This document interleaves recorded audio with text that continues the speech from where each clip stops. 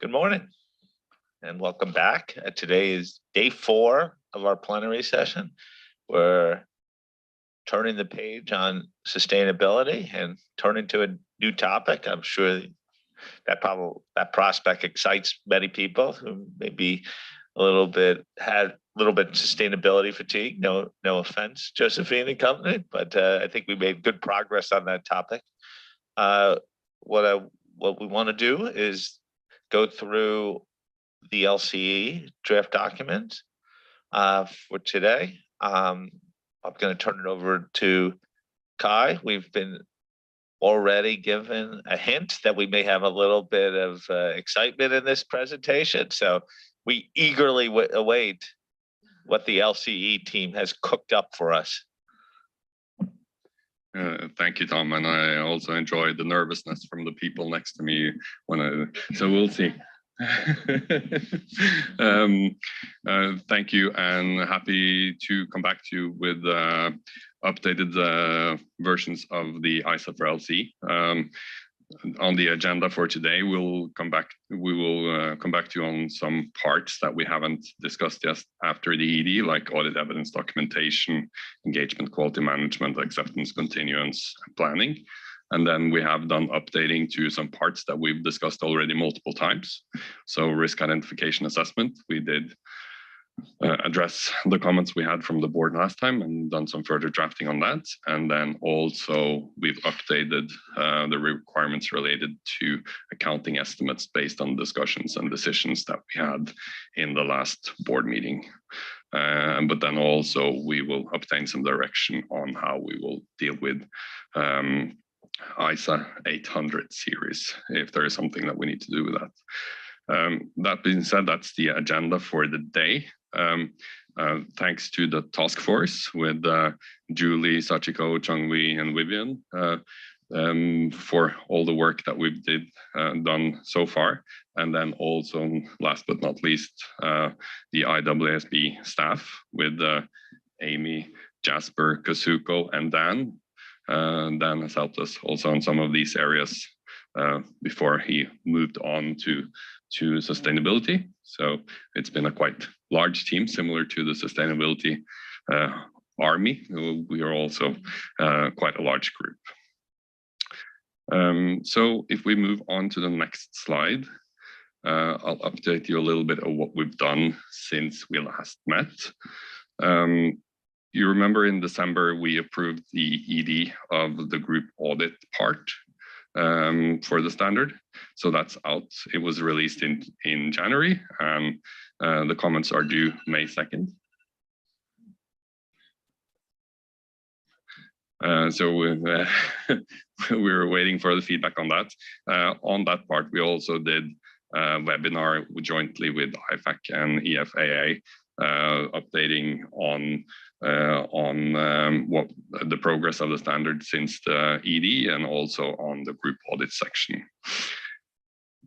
We've had 2 virtual task force meetings and 1 physical meeting. You can see the picture on the screen there, that we had a virtual meeting, a physical meeting in Tokyo. There may not be a video, but we did go to karaoke. So that was just to keep them on their toes here, that there could be a video of the karaoke session in Tokyo. There is not one for the slides. Wait, for the slides? That's for the private session later? Maybe at a different point, maybe. We'll see. No, there is no video. I think it was a great meeting in Tokyo, so we made great progress and also learned a lot about Tokyo and Japan, which I recommend people to go to. Then we've had calls with our reference group, updating them on the changes since the last meeting. Their feedback, they're generally very supportive of what we've done. The areas that they had feedback on were relating to documentation, that they're happy in the direction we're going, but there are some that want us to go further, as we saw from some of the comments in the ED. I will come back to as well, that Some are asking for more direction on when there is no documentation required. And also whether we've gone far enough on documentation, but we'll come back to that later. Relating to changes on engagement letters, there are some different views. We'll come back to that as well. Risk identification assessment. They like what we're doing. There was some, let's say, disappointment from the group that we reverted some of the changes that we had in December relating to evaluate versus consider, and also the presumed fraud risk of revenue recognition. That we had a discussion within the board in December, and we've updated based on that. Other than that, they ask about implementation date, which is something that we haven't discussed yet. And also then the perception, the quality perception is an issue that they, not an issue, but a topic that they say is important to have good messaging around. Then we've also been to the CAG. The areas that they highlight are somewhat similar on documentation. They are supportive of what we're doing. There were some questions, so happy that we're staying on the same concept as we have in the ISAs. Similar to the reference group, some are asking for, let's say, further differentiation or relief from documentation requirements. Similar point there around the engagement letter, that there are some different views. Part 6, some concerns or questions why you would have to understand stand controls and DNI if you plan to test only substantive testing. Again, a topic that we have discussed earlier. And also that they're happy that we're having the reevaluation that you're still an LCE based on discussion or based on the further understanding that's a good thing to have in. Estimates, generally happy with direction we've gone. Supportive that LCEs may have some estimates that are more complex, and happy that we now have the content to address those. There were some concerns around the quantitative thresholds and the examples given in the authority, which isn't really a part that we have for discussion now, but it's just, well, it was brought up. And as I said, generally support for the direction we're going and applaud the release of the ED on group audits. Anything you want to add to that, Jim? Thank you, Kai. And I think you described it very well. There was considerable discussion. I think documentation probably came up throughout the meeting, and then also the engagement letter. Yeah, I think we will have discussion on those in the board as well going forward, so that's good. Then we've also received a letter from the HIFAC SMP AG. They generally support what we're doing. They have some comments around documentation, similar to what we heard earlier, or what I described earlier for some of the others, that more direction on what's not, what you don't need to document. Same comment around evaluate versus consider. Some comments also around, well, shouldn't identification and assessment of risks be one step rather than two, which is a topic we've also discussed earlier. Same thing around for presumed fraud risk of revenue recognition, and whether or not you would need to understand and do DNI if you don't plan to test operating effectiveness. So I think all of those are topics that we've heard before and know about, but it's good to be brought to the attention for the discussion later today. So if we go to the next slide, this is just a reminder on, in a way, what we tried or what we agreed on earlier, what are the target areas that were identified of respondents, in addition to the specific comments and changes that were on the ED. One of the target areas was to make sure that the content that we have and the requirements are relevant for an LC. I think some of that is addressed also through the authority to make sure that we have a more common understanding of what an LCE is, and then we can have the right requirements for that group, making sure that the requirements are proportionate for that type of audience, and focusing on the audience, not the audience, focusing on the outcome to make sure that sometimes we go more direct, but we achieve the same outcome as we have in the ISA principles.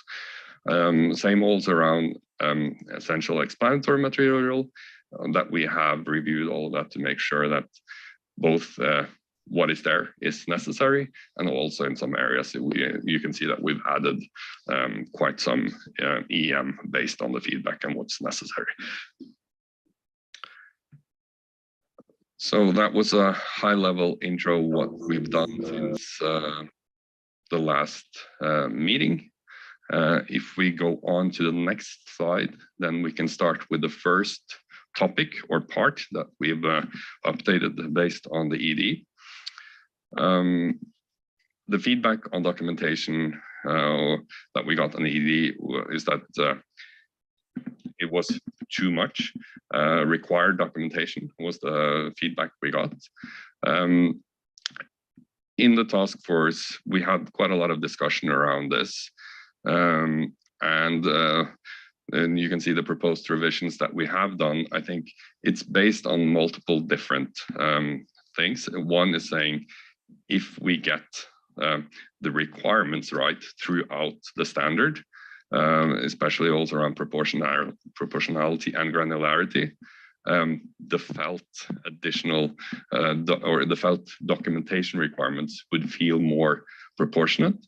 So it's like a follow-on. If you get the requirements right, the documentation would also feel right. We have added some EM to address application of the general documentation principles. And also we've gone through all the requirements and to make sure that there are no duplications, that they are in the right location, and what is there is still proportionate and relevant for the audits of LCEs.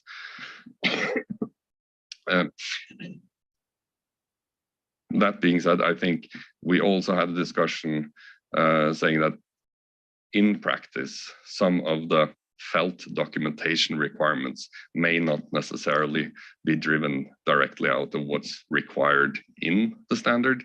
It may be additional based on methodologies and firm procedures that they may require more.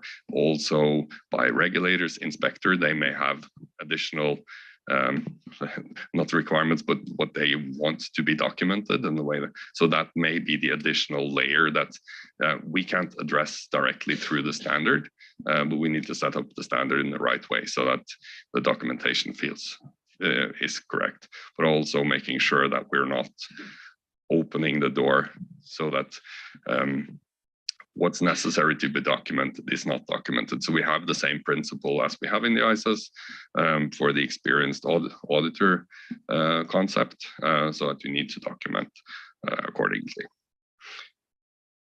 If we go to the next slide, I think then I can turn back to Tom for the board's feedback on part two, specific document, part two, and the specific documentation requirements. Okay, let's turn to documentation. Wendy? Thank you. I have to say, Kai, this has been quite a journey, and I was expecting that my first meeting where was a Nordic going up the mountain or down the mountain at this point.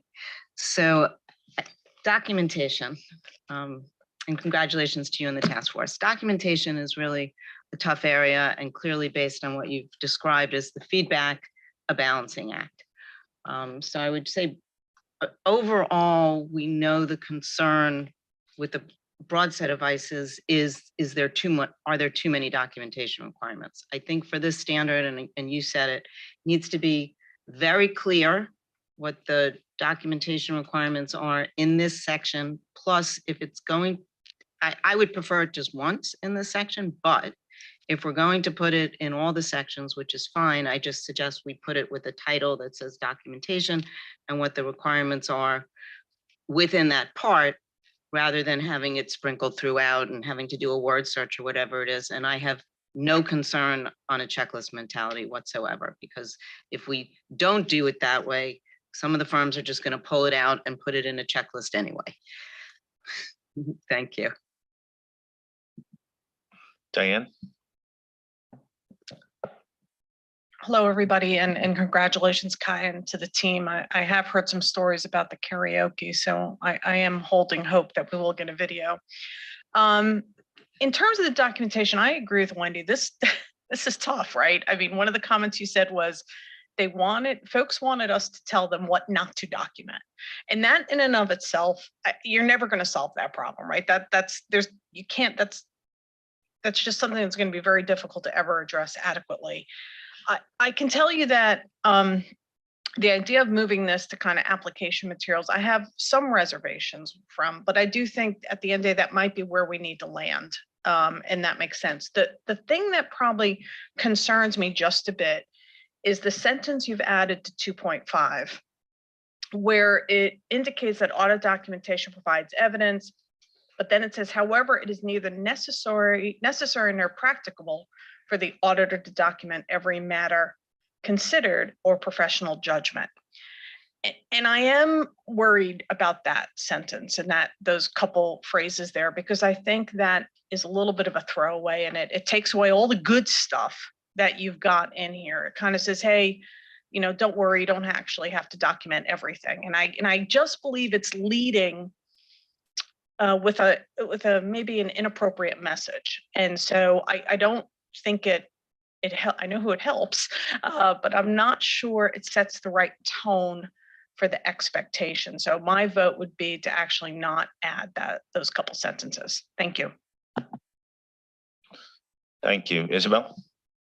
Yes, opposite view to Diane, speaking with small practitioners based in France. So we support the work done that has been made to support to make the requirements more proportional, and more particularly supportive of the addition of this sentence, because it's true, you never document everything you think at when you do an audit.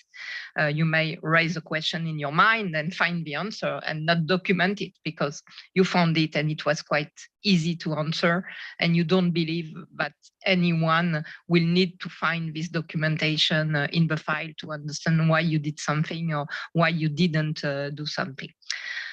However, even doing that, I'm sure nobody will be satisfied with the content of this section, because everybody wants to see things in real life, and what they want to see is an example. And that's not the place of an example in the standard, but that may be one of the things on when you will work on the implementation guidance. If we can try to provide example, I'm sure the teams will really appreciate. Thank you. Diane, would it make a difference if this was language that was picked up from 230? Yeah, I think what worries me, and I'm sensitive to what Isabel just said, and I do appreciate that. I'd almost like it to affirm that where there is judgment, that's with significant or judgment relative to significant matters, that's where you're going to document. I think this concept about you don't have to document every matter, that every matter and every judgment, I think is what bothers me a bit. So the spirit I can live with, the words, a couple words I have more problem with, if that's helpful. When we talked about this amongst the team, I thought this was taken from this language was taken from 230 though. Is that correct, Kai? It is correct. It's ISO 230 A7, but I think it's yeah, we can look to see in the context that it's in, so it's not killing but the words are taken directly from the ISOs. Okay, we now have Diane's view on 230.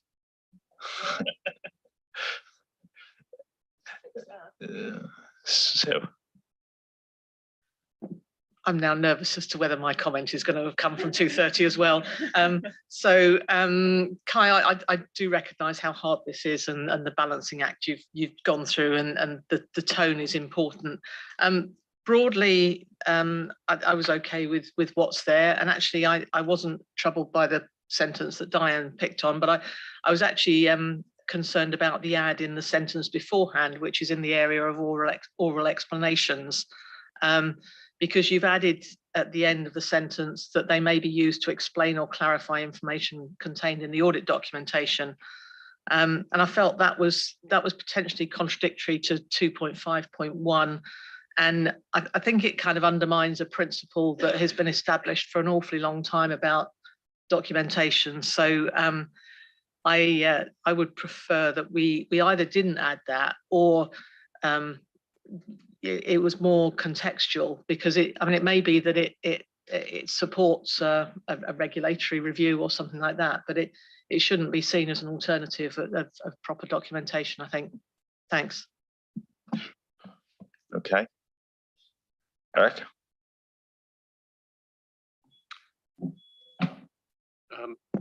Thanks, Tom, and congratulations to the task force. I think generally speaking, supportive of the proposed approach and the way you've laid this out. The point that I would like to make is in relation to 2.5.4, where it talks about departing from a relevant requirement, and there's no explanation in the material about what that means or how a practitioner deals with it, although there is material in 230 that deals with that. And I think that is one of the concerns that comes up in practice about when is it appropriate not to document something. And I think it would be helpful to consider bringing in some of the application material that exists in 230 that explains what a relevant requirement is and when you can depart from it. Thanks. Okay, Josephine? Thank you. Good morning. Congratulations to you and the team for all your hard work. Thank you very much. Disappointed that no video, but anyway, maybe later. Still waiting. Just back to 230A7 and that particular phrase in there, I think we might have lost a bit of context in that, you know, why is it unnecessary? Well, some reason why it's unnecessary, because your compliance with requirements is dealt with through other means. So I think maybe just go back to 230A7 and maybe build in that other little bit that hangs off there, and that actually might help Diana as well. So on that one. And then the other thing is broadly comfortable, except I have been through this, and we have deleted 5.5.2, and then in Agenda 6B, it said that the task force remove this requirement as it's already addressed through requirements in other parts. These are very specific things. So, for example, nature, time, and extent of planned risk identification assessment procedures. There's nothing later on that really covers that. It's the same with B, and it's the same with E. I can't actually really track them, and if I am tracking them, they're not sufficient. So I'd like you to maybe rethink those, but otherwise I was comfortable with where you landed. Thank you. Okay, Philly?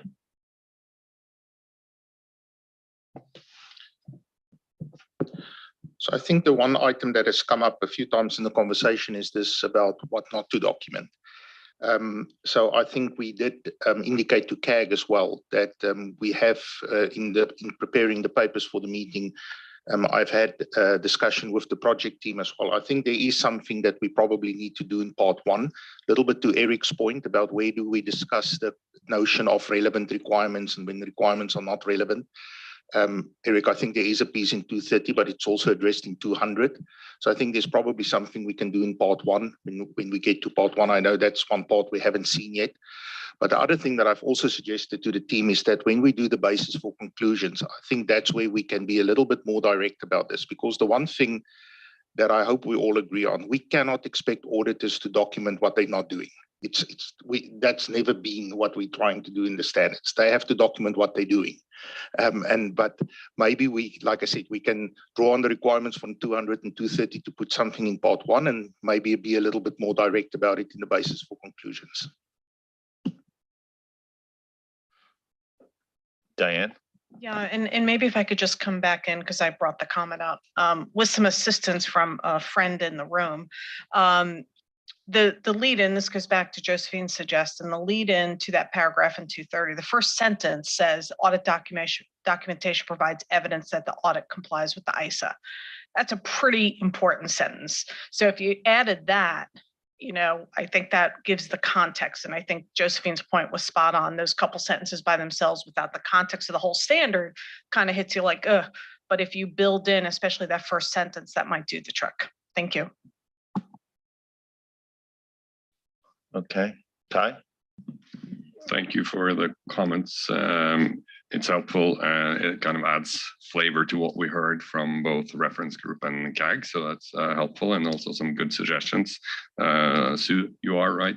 Your comment is also coming from 230, but I think similar to the comment that Diane and Josephine had, we probably need to look at the context that it's in to make sure that it gives the right message.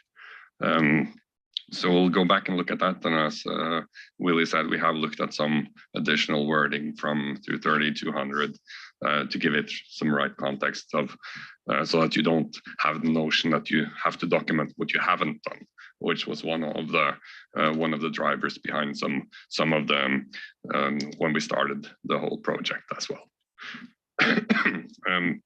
We'll look at what you had there, Eric, as well, to see on your comment, Wendy. We did have discussion whether we should put the specific documentation requirements as we currently have in the relevant parts, or that it should all be kept together. We landed to have it in the part where the requirements are, so that it felt that you had a link to the requirements around it. So that's kind of the reasoning behind. We did also look into whether you should combine it all into one place, but we landed on keeping it together with the requirements to give it context. Okay. Any other comments on documentation? I think we could proceed. Thank you.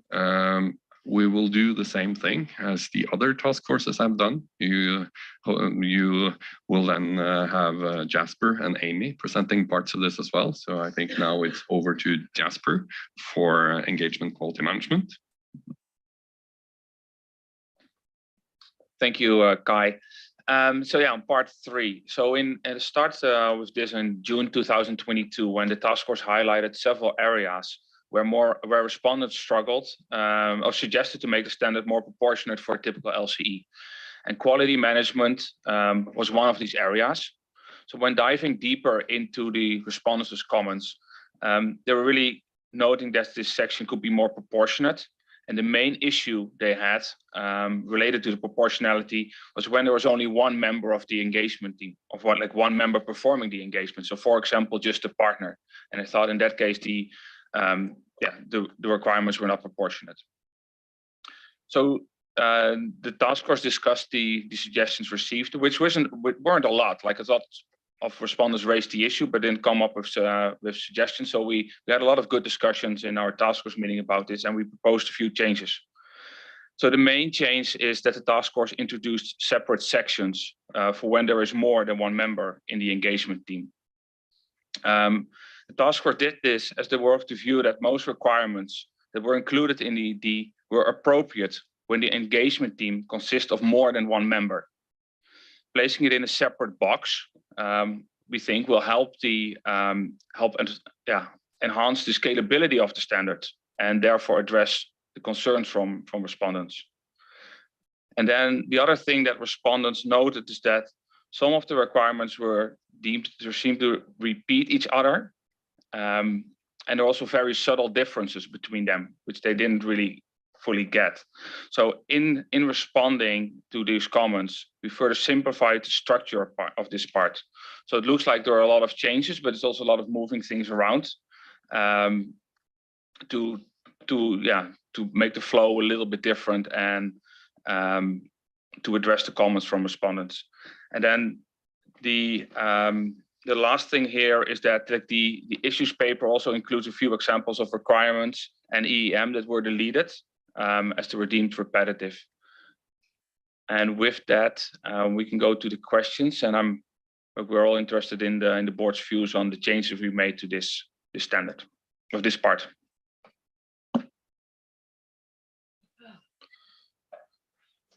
Edo. Yes, thank you. And let me start off by complimenting the task force and the staff with the progress made. Overall, quite satisfied with the direction where this is going. I do have a couple of comments, as you may expect. In respect of part 3, very happy with the approach of a separate box. Like that a lot. Did have a question though when it comes to 3.2.7, where I think that could be in a box as well. Well, the activities of the engagement partner there really only, I think, really only applicable when there is a team. And I've listened carefully as to the proportionality of some of the EEM, where I was struggling with the deletion of the EEM in 3.2.13a. I thought that was proportionate enough to any engagement, and I don't see any reason for deleting that. Thank you. Josephine. Thank you. So unsurprisingly, I always feel quite emotional about this part of the standard, the 220. In my mind, there's some good changes here. I like the idea as well of just boxing out those areas just to make it, optically easier to navigate through. I unfortunately disagree with Ado. I think it's very important that the engagement partner's consideration of resources sits outside the engagement team, because that's the consideration. Do I need other people to help me if I'm a sole practitioner or I'm a sole engagement partner? I don't have any team. Actually, maybe I do need some people to help me, or I do need certain technological resources to help me. So I think it is appropriate outside the box there. The only thing I would say, 3.2.7, and perhaps I'm missing it, is that they do still need that context. And maybe it's just, you've just taken it out because you think it's too wordy or it's too obvious. But I think you would do this in the context of the nature and circumstances of the engagement, not just, and I feel like that's quite a useful bit of context. So I thought it was a shame that we deleted that.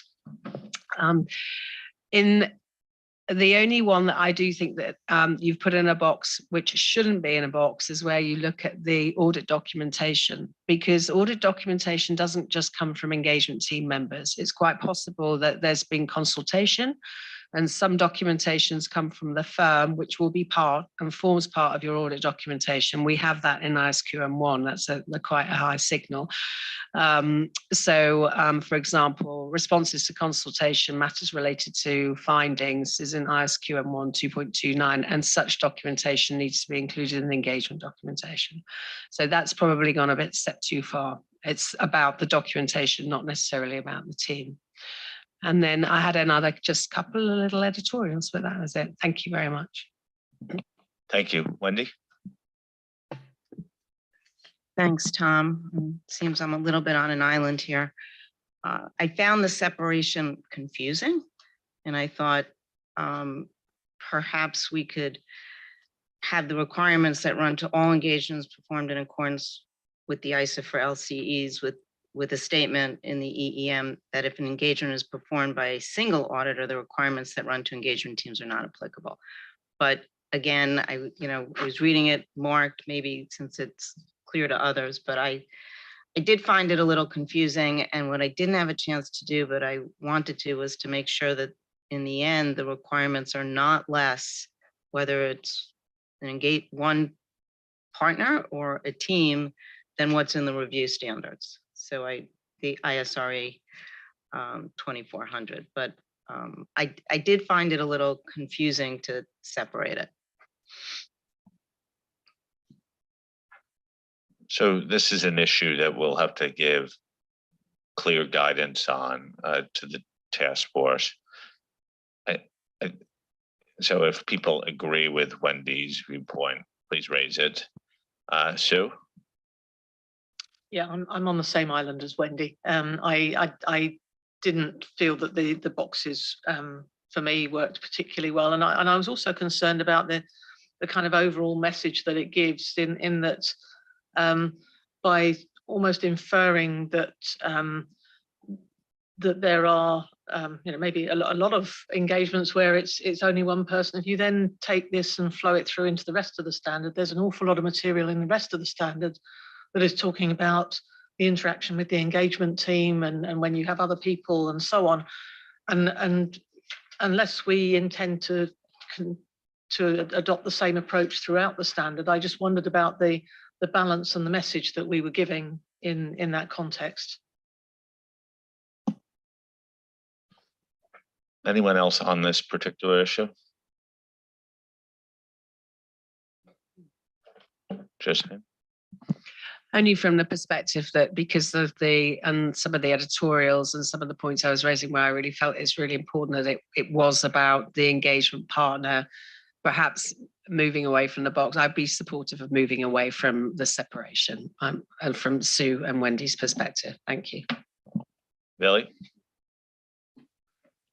I think, Tom, just another perspective on the separation of the requirements is that when I saw that the task force has taken this decision, I also thought about the fact that it may actually be good to re-emphasize also, sorry, let me put it differently. I think the fact that we're separating the requirements out for when it's only one sole practitioner doing the engagement compared to when there's an engagement team is actually reconfirming what we've done in the authority.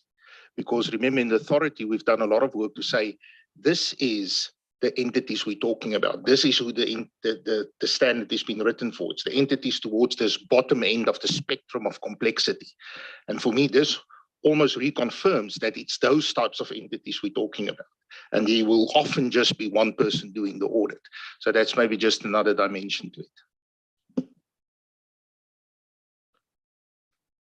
Anyone else on this topic? Kai, how do you, Diane, were you coming in on this topic? No, that's what I thought.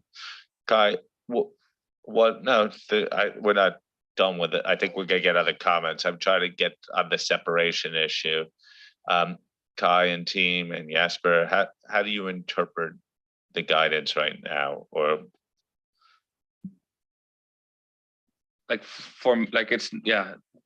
I would love to hear from more board members what they're thinking of these boxes right now. At least that will be my take. I'm seeing nodding from Kai as well. Because I think so from the task force of the view that this would really help, given that the issue of the proportionality was really coming from respondents that said like, yes, when there's only one engagement team member, like there are too many of the requirements. It's not proportionate, the requirements to when you have that. So that was the intent to address that, because we still have those comments hanging over this part.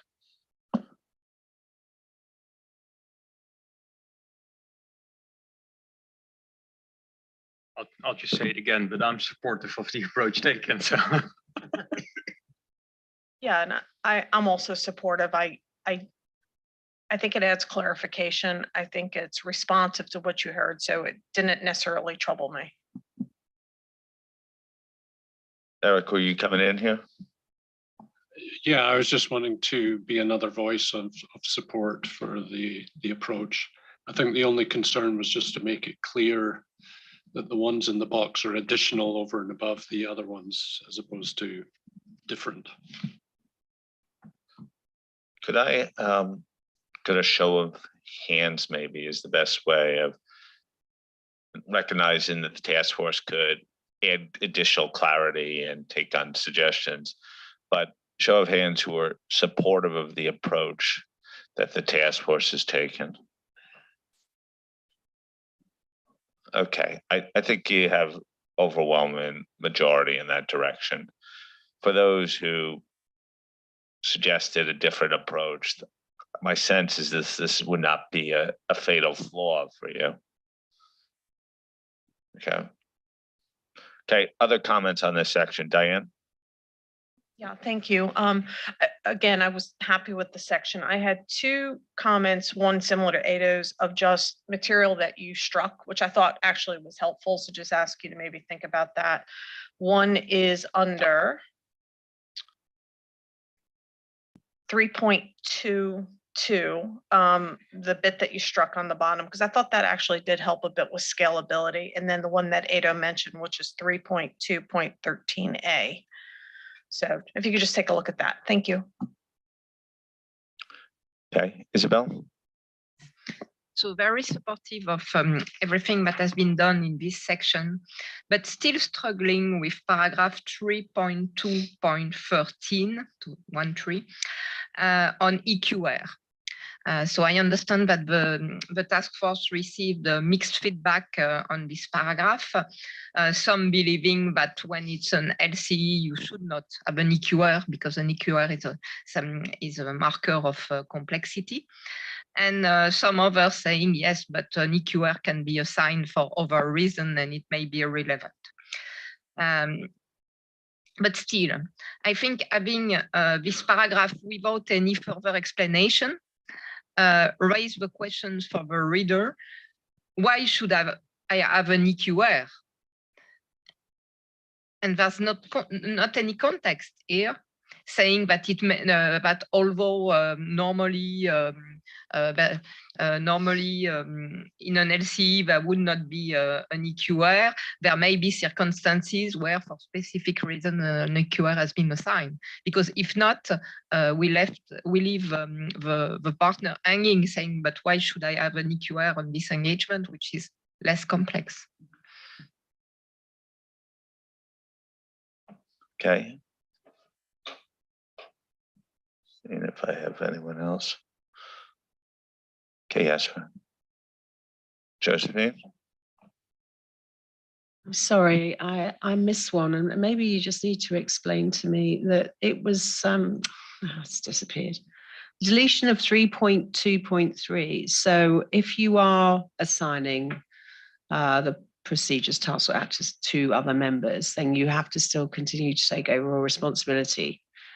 Have you moved that to EEM? Because obviously that was a critical change that we made in 220 to make it very clear that the engagement partner, when they shall take responsibility, they still have overall responsibility. I can't find an explanation as to why it's been deleted.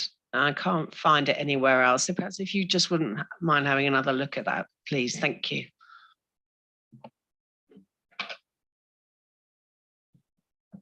Jesper? Okay, maybe Kai will do this together because I'm expecting you to take also some of the comments. But on Josephine, maybe on your first one. So yeah, we'll have a look at it again. But we did make some changes to some of the things that are in 3.2.3. We moved to 3.2.1a.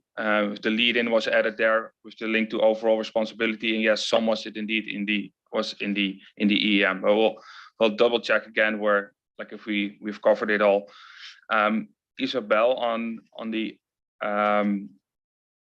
engagement quality reviewer, that's where we're planning to address that in the authority supplemental guide. So that's and the reason for that is the same as with auditors expert, where we'll get to as well in one of the next parts, is that in some instances there you might be in the situation that you need, for example, an engagement quality reviewer because of some laws and regulations. And we thought it's therefore good to keep the requirement in, but we will address that in the authority in the supplemental guide. But we'll try to get that to the board in June. Then on the EEM that was struck, we'll have we'll take that back to the task force and discuss. But Yeah, we'll look at that. And I think, Josephine, your explanation of why 3.2.7 should be in is exactly why we kept it outside of a box. So the discussion between you and Edo, your explanation exactly why we kept it there, because it could be around resources other than people as well, and whether you need additional resources. So that was the consideration. I think around the split, we got direction now that we like the separation and highlight how requirements around the one person team should do this. Whether that should be in a box or some other way of highlighting it, we can still look at. I think that also comes down to how the technical, how the EIS will support how this can be done. So, but we have direction to highlight the requirements. That's good. So thank you for the direction on this.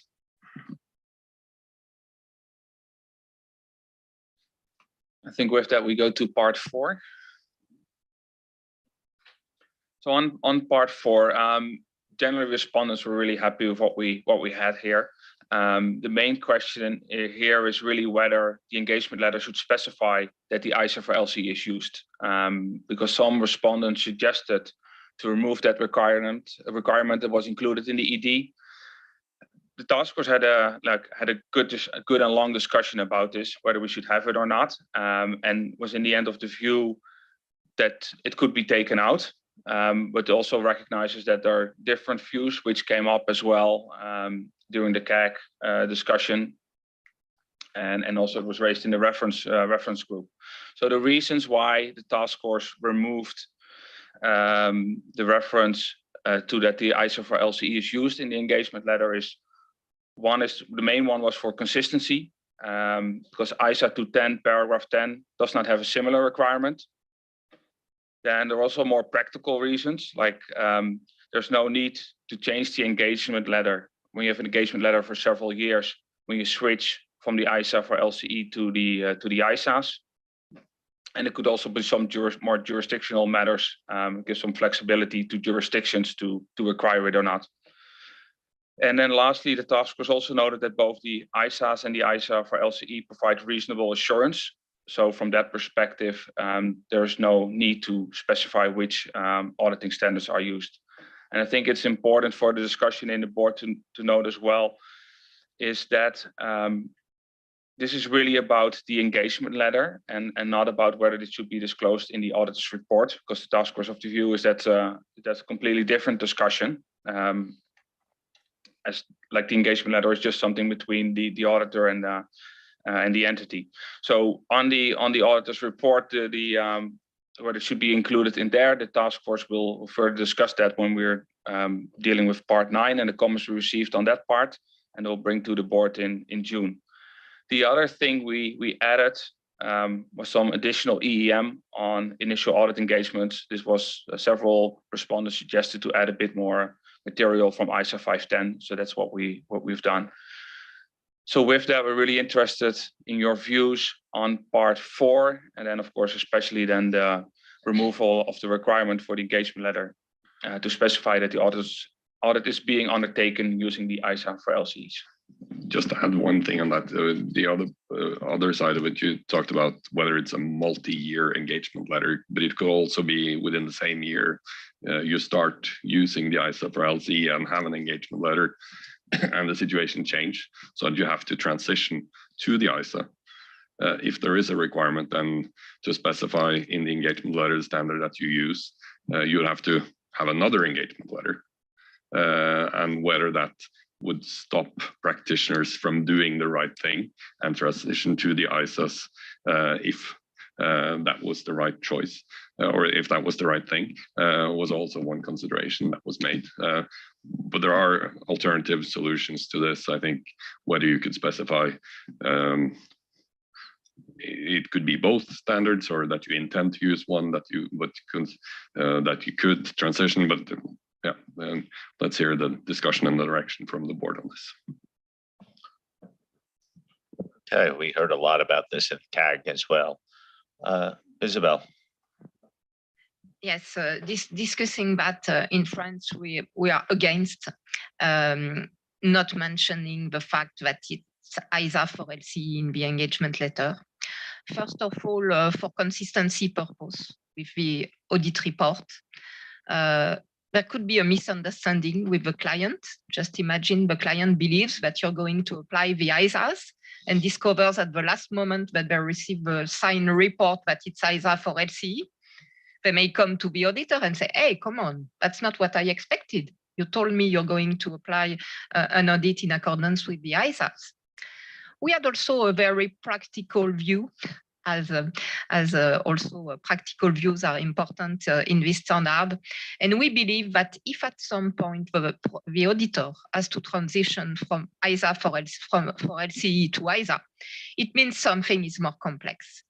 So probably there's more work to do. Probably there's more time to spend. So probably there's something to update in the arrangement with the client, especially the fees.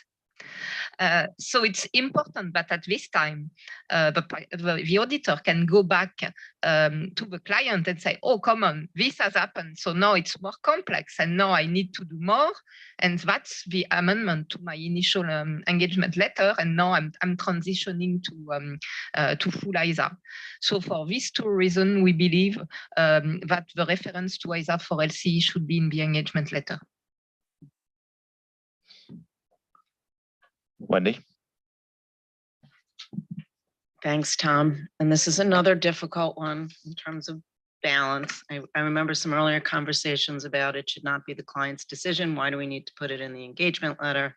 And then considering all the things that Jasper already said, and I believe it is jurisdictional, not in the decision of the client, but I do believe they need to know. So I think there are other communication methods for management and those charged with governance that those discussions should take place. So I came out with strong support for taking it out because it's not in the ISAs. I will caveat to say when we do audits in the US, we do put in the standards that we're using, whether they're governmental or they're, gas or PCAOB, whatever it is. But to stay in the same spirit with the ISAs, I thought it was appropriate to leave it out because the focus needs to be on reasonable assurance.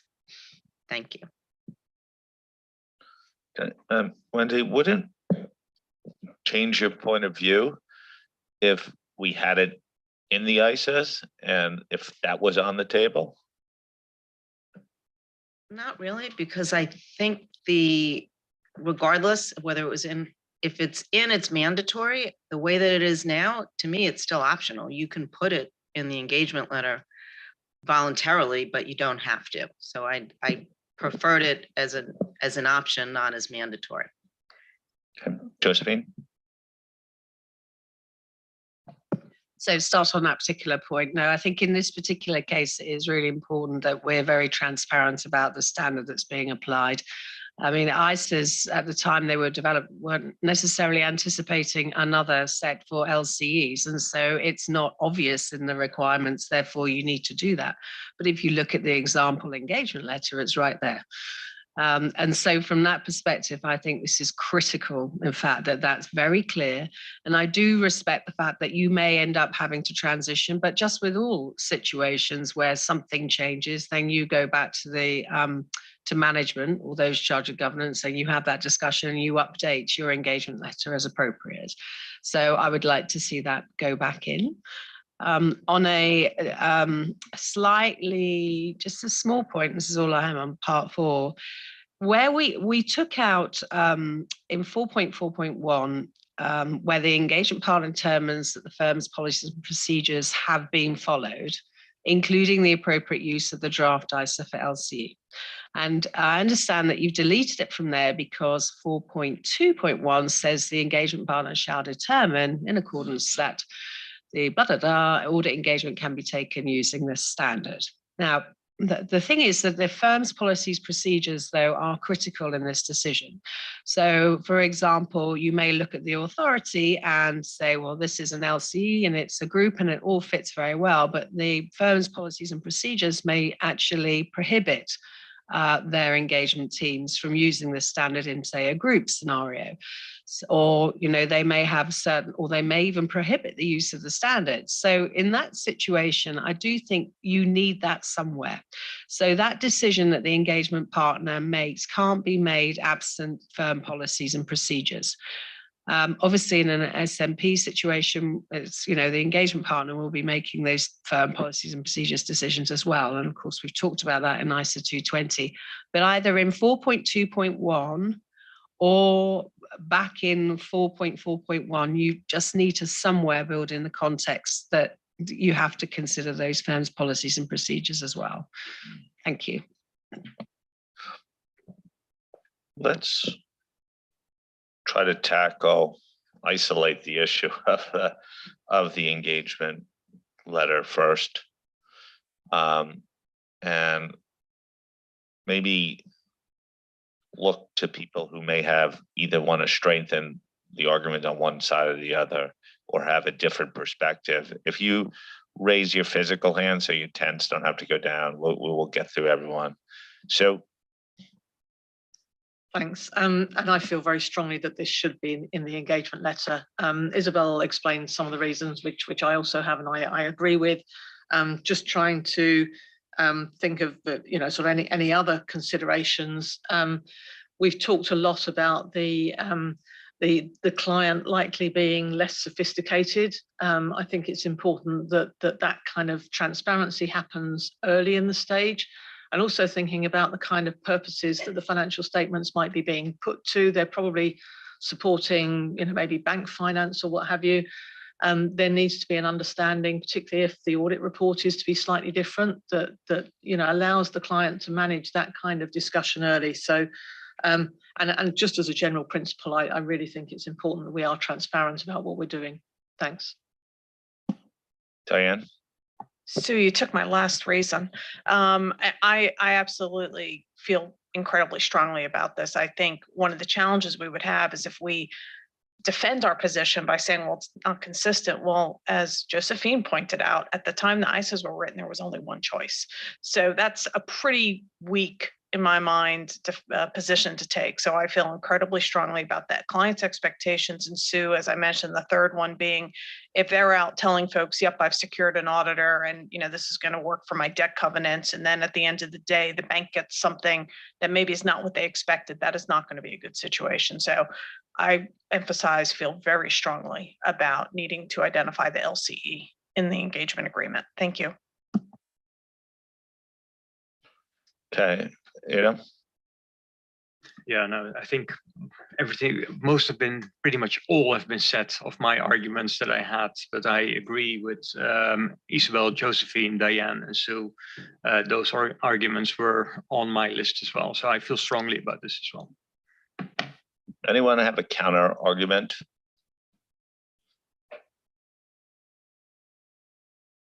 Jim? Thanks, Kai, but actually I don't have a counter argument. I just wanted to say, I think the CAG, when you talk about transparency, if you don't have this in there, I don't think it's very transparent. And so I would highly encourage you to put that back. Wendy? Thanks, Tom. Just 2 points. I don't think we've talked about transition guidance yet. So that's just 1 point to park. And then second, for conforming amendments, I think what this discussion says is we might need one for the ISAs. Yeah, maybe. I'm not, I think it could be a place, but I do want to, let's think about this on a self-contained basis, but it is a possibility that we would consider that as well. Kai, I feel a strong sense of the room is to reinsert the requirement for all the reasons stated. Should we go to other comments on that section? Bill?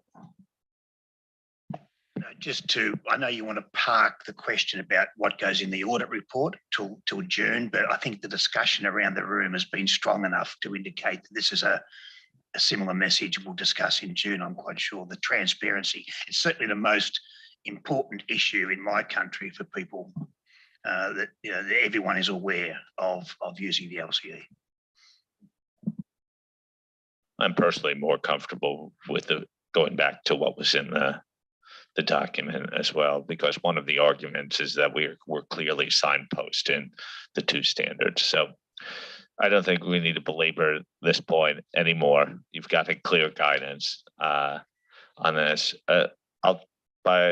If you have other comments on this section, please raise your 10 cards. Again, Josephine gave some comments to you. Greg? Thanks, Tom. It's just the shaded box under 4.5.4 little c. And it's the third bullet about the significance of opening balances. When I first read it, I thought, oh yeah, I agree with that. And then I thought, hang on, opening balances are always significant in a sense because they're the starting point. So they're always going to impact the current period's financial statement. So whether the opening balances are big or small, I think they're always important. So it didn't seem like a criteria. You know, the way I read it was if the opening balances are small, you worry less about them. But that's sort of counterintuitive to me.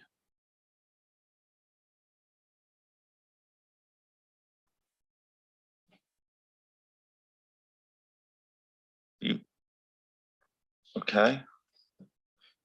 Any other comments? Kai, back to you. Thank you, and thank you for the clear direction on the engagement letter. Based on the discussion we had with the reference group and CAG, we were anticipating that we will get some discussion on this, and we did. And now we have clear direction, which is good. Also, on your point, Josephine, we'll look into that. Greg, the EM that you're talking about is coming from the ISA. It's from ISA 510A3. So it's coming directly from there.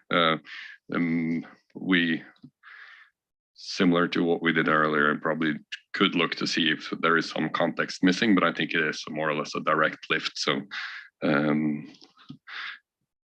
yeah, if you could check the context, that would be good. Because yeah, we'll do that. I don't know if I was clear enough, but you know, just because the opening balances are small, I think they're still always important. That's your starting point.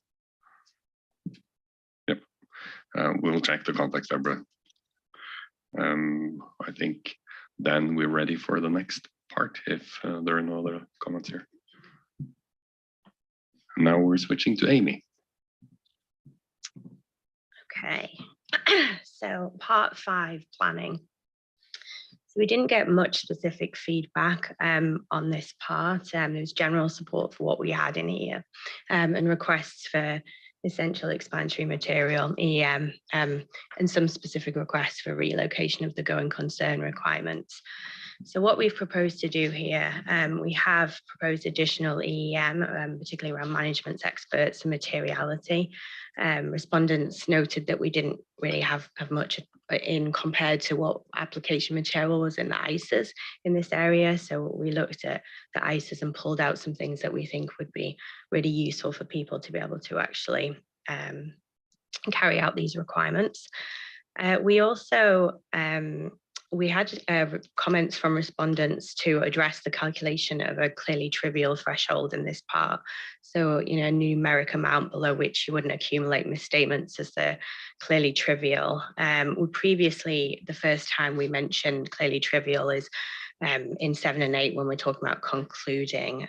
So we did add some EM here to say that you may calculate, because really this would be done at planning in an audit. And then we moved the documentation requirement regarding it into this part and changed it so that if you do calculate it, then you should have it as a documentation requirement.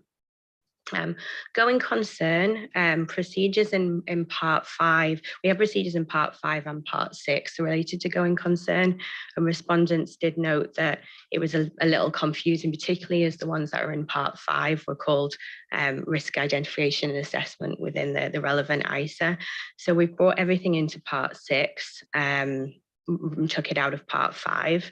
In addition, and you'll see this in the edits for part 6, but I'll cover now, given this is where the respondents talked about it, we did get some feedback that it didn't feel that proportional, because it was quite rare for management to perform a formal preliminary assessment of going concern in planning, that it would often be informal. And so when we've relocated this to part 6, we've then changed it to an inquiry about the management's intended basis, whether there's any events or conditions that may cast significant doubt, and how management intend to address. So it's really getting to the same point, but it's just changing it to reflect the starting point that it's unlikely that they'll do a formal assessment in planning. It doesn't take away the requirements around the management's assessment in part 7. So we do still have those later on. So this is just for the planning and risk assessment stage.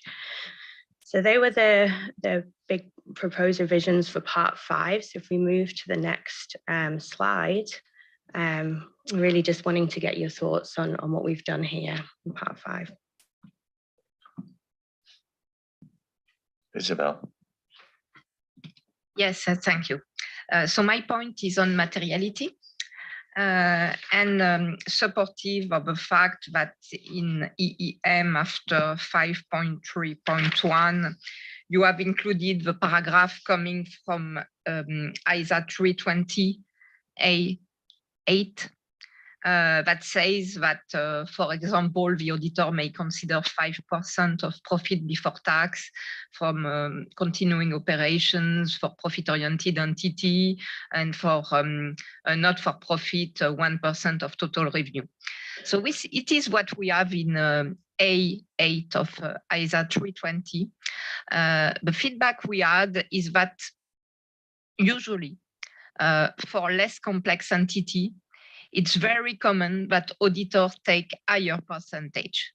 So up to 10%, for example, of profit before tax.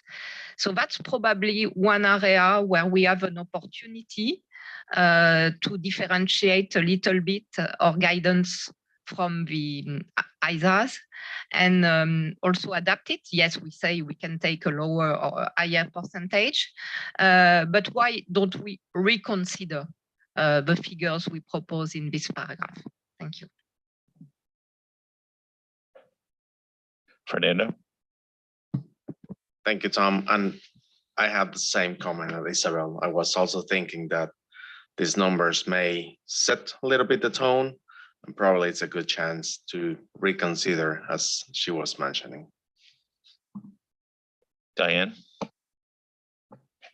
I was quite happy with this section. I especially liked a lot of the EEM that you added. I do acknowledge the comment that Isabel made. I do think that could be worth just taking a peek at, because I do think setting the tone, maybe giving a range or something, but I think you're setting it a little low. The other comment that I had was there's a paragraph kind of near the end. It's 5.5.2. And this is a little bit funny because you don't talk about it in the paper, and it's buried in your explanations. It just seems to imply that it was removed because it was duplicative. But this section 5.5.2 does talk about kind of the risk assessment, which is a pretty important part. And it felt a little bit more than generic. It felt very targeted and specific, and quite frankly, in my mind, required. So I would have liked to have seen 5.5.2 maintained, or at least understand a little bit better why you felt that it was appropriate to remove it. Thank you. Okay, we have sort of two topics going on here. One relates to the effectively the 5% comment, and then the other is 5.5.2, whether it should be in or out or something covered somewhere else. Joseph. So it's 5.5.2 was the point I made when we talked about documentation. I don't think these are sufficiently covered elsewhere, and I think they're critically important, but I've already made that point. And I wasn't going to say anything because generally I was okay with the materiality, but I'm worried about potentially now the direction it might go in. I don't think we've only taken little pieces out of 320.88. And so to some extent, I understand why we do that, because we don't want to put all the application material in here, of course not. But then you're losing context. And the problem is now I feel like it's inferring that this is the direction that the engagement team should go in. And I would rather not then put percentages in. I would rather keep it really high level so that it's very important that when the engagement team come to this, even for an LC, they really think carefully about what is the best benchmark here, because it's not always PBT. And that's, that's one of the messages we're constantly saying now, even in our inspection work, there seems to be a direction that teams go in without really thinking, is that relevant to the circumstances of the organization? So I would rather not have ranges in there. I'd rather just talk about the types of benchmarks that you might use. Thank you. So Josephine, if I read you right, instead of saying 5%, you would say may consider a percentage of profit. Is that's the implication of that, Diane? And maybe just to come back in here and also maybe just take a little bit further, get rid of the set percent, but indicate a percentage of assets, revenue, net income. Because again, some of these LCEs may not be profitable. So you're going to have to turn to your asset base. I've actually even seen some people base it on equity. So I think there's I think that's okay, right? It's what's meaningful to the users of those financial statements, how you set it. And maybe to Josephine's point, don't get so fixated on a percentage number, but encourage people to think something meaningful, and it may be something other than pre-tax, especially in an LCE environment where they may not be profitable. I like that idea, but just throwing it out there. So that would be sort of a deviation from the language, but pointed to a percentage of certain number of ratios. Okay. Sue? So Diane's been reading my notes. My comment was around this this section, and I think you've taken a chunk that's in 320 and condensed it down. And to me, it had lost the discussion of the choice of benchmark. And I think if we can get some of that flavour in, then I was less concerned about the figures and the percentages, although I did have the same thought that often in an LCE the percentage, if you're looking at net profit, would be higher. So I think a little bit of work. We've got some suggestions as well that I'll send through. I had another point, Tom. Do you want to? Is that okay to carry on? So I had a point on the clearly trivial piece, because that's now been made optional. And I was just sort of working through that as to, if it is now optional, if a clearly trivial amount hasn't been set, does that mean that the expectation is that the auditor accumulates every single potential misstatement that they find? To me, that was the outcome if you say you don't set a clearly trivial amount. So just wonder whether that had been worked through. Thanks. I guess I'm interested a little bit to hear from Fernando and Isabel about you. We've heard this, you started questioning whether the 5% figure is right, but then you heard a slightly alternative approach here towards this guidance to be much more sort of helpful in terms of the types of benchmarks that could be useful. Do you find that argument persuasive? Supportive to have more benchmarks, because that's what happens in real life.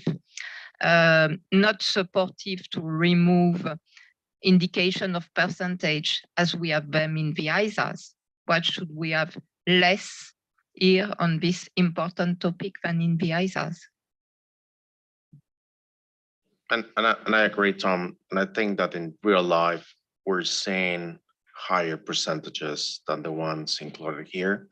But I'm fine not having a specific number. I think we should be flexible for that, recognizing that firms and locations, territories may have different approaches, and we should be open for that.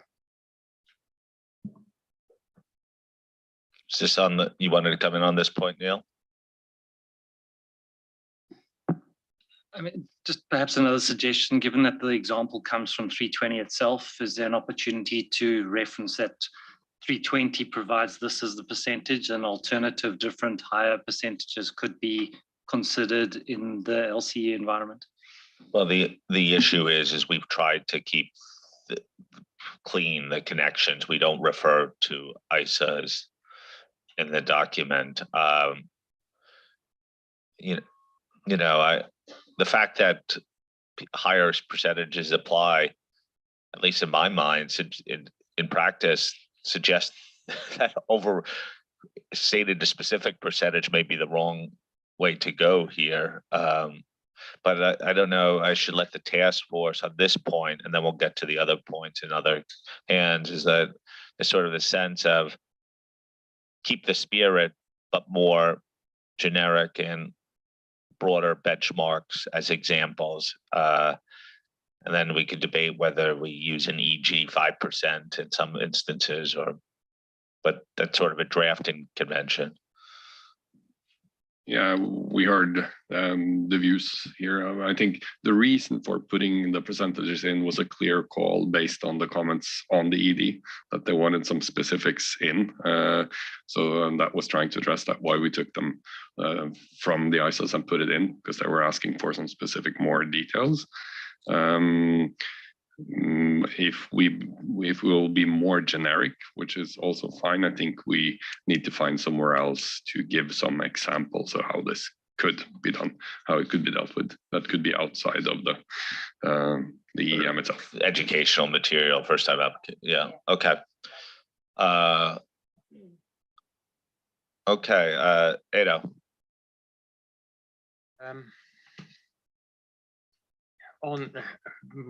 My key comment was in respect of this as well, and this is also where I think that the task force could have been a bit bolder.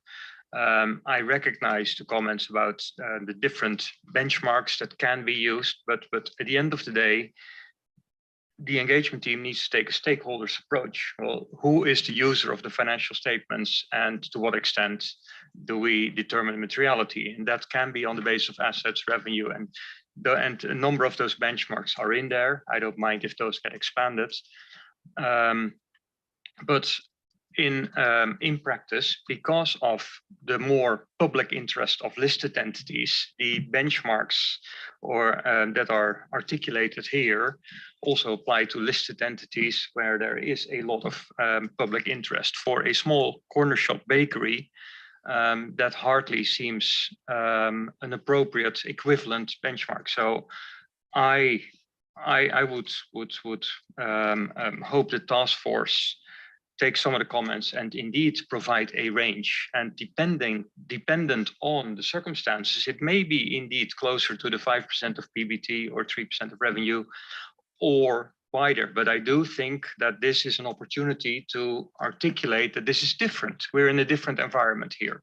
We have less stakeholders, users of the financial statements, and that can be a consideration in determination of materiality. Thank you. Thank you. Wendy? Thank you, Tom. I have more of a process question. So what's in here for management's expert is from extant. And I'm wondering at what point the language in the ED for 500 comes in.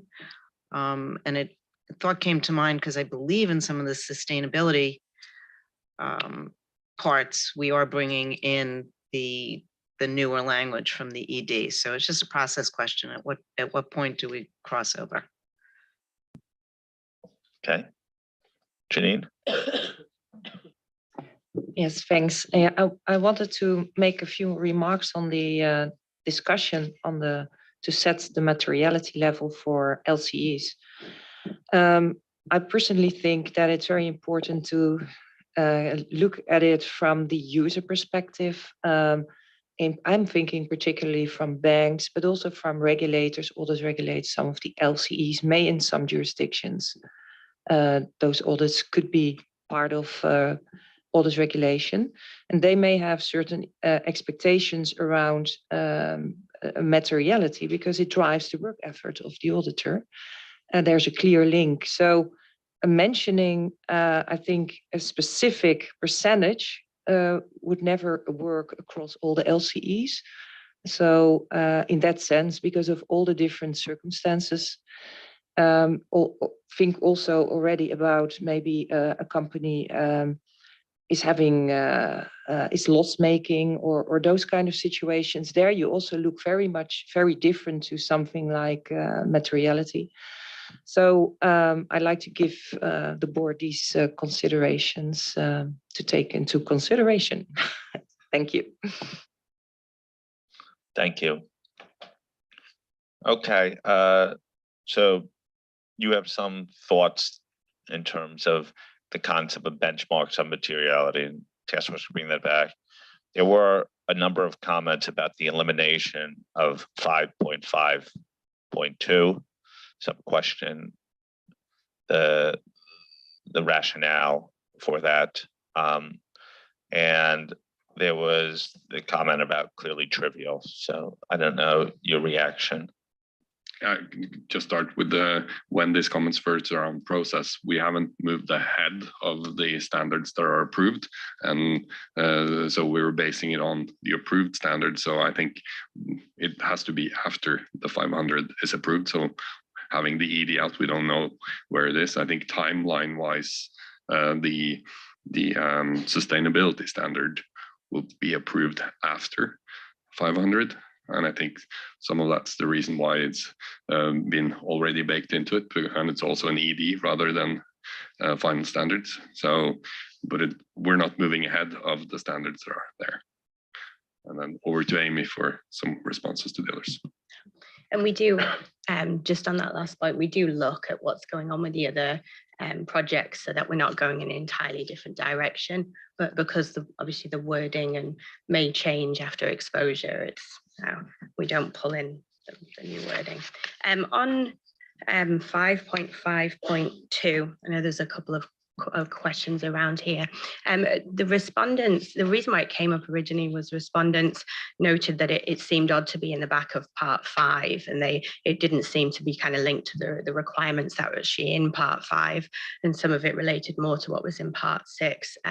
We looked and we did look at the other documentation requirements and did feel it was covered, but I think we can definitely go take that away and have another look and just make sure that all of the pieces that were in there are there and should be specific documentation requirements, and if so, should be in the like, where should they be, which part should they be in. On clearly trivial, the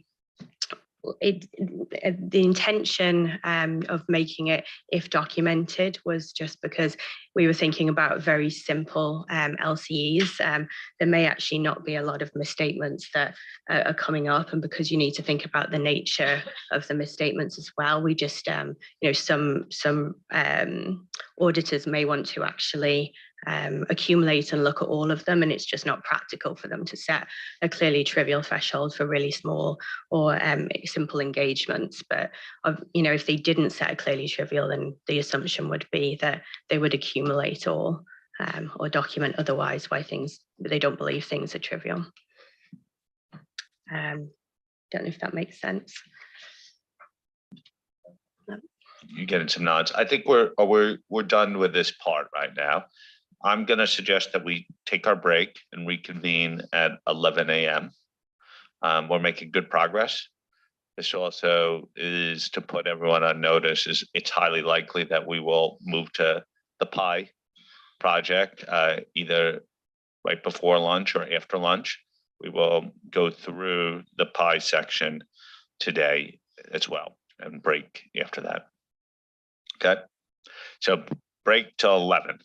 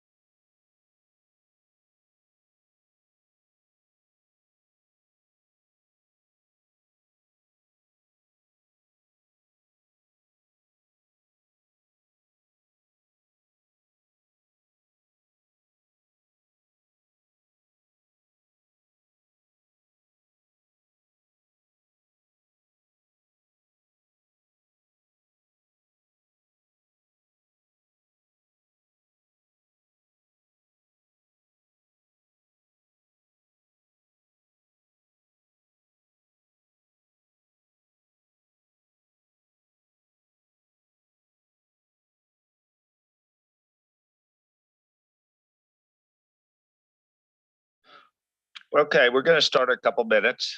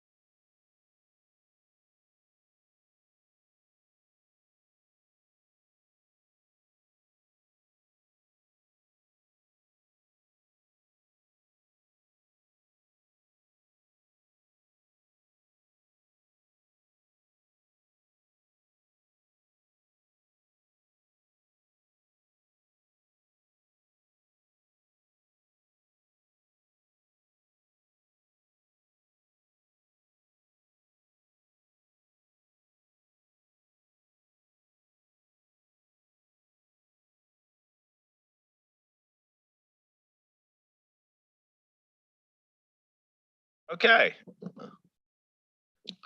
We're back. We now understand after this break why we didn't have video of the karaoke. It's actually, we're going to do real performances afterwards, and Ada will sing to his favorite Bruce Springsteen song, Off the River. Okay.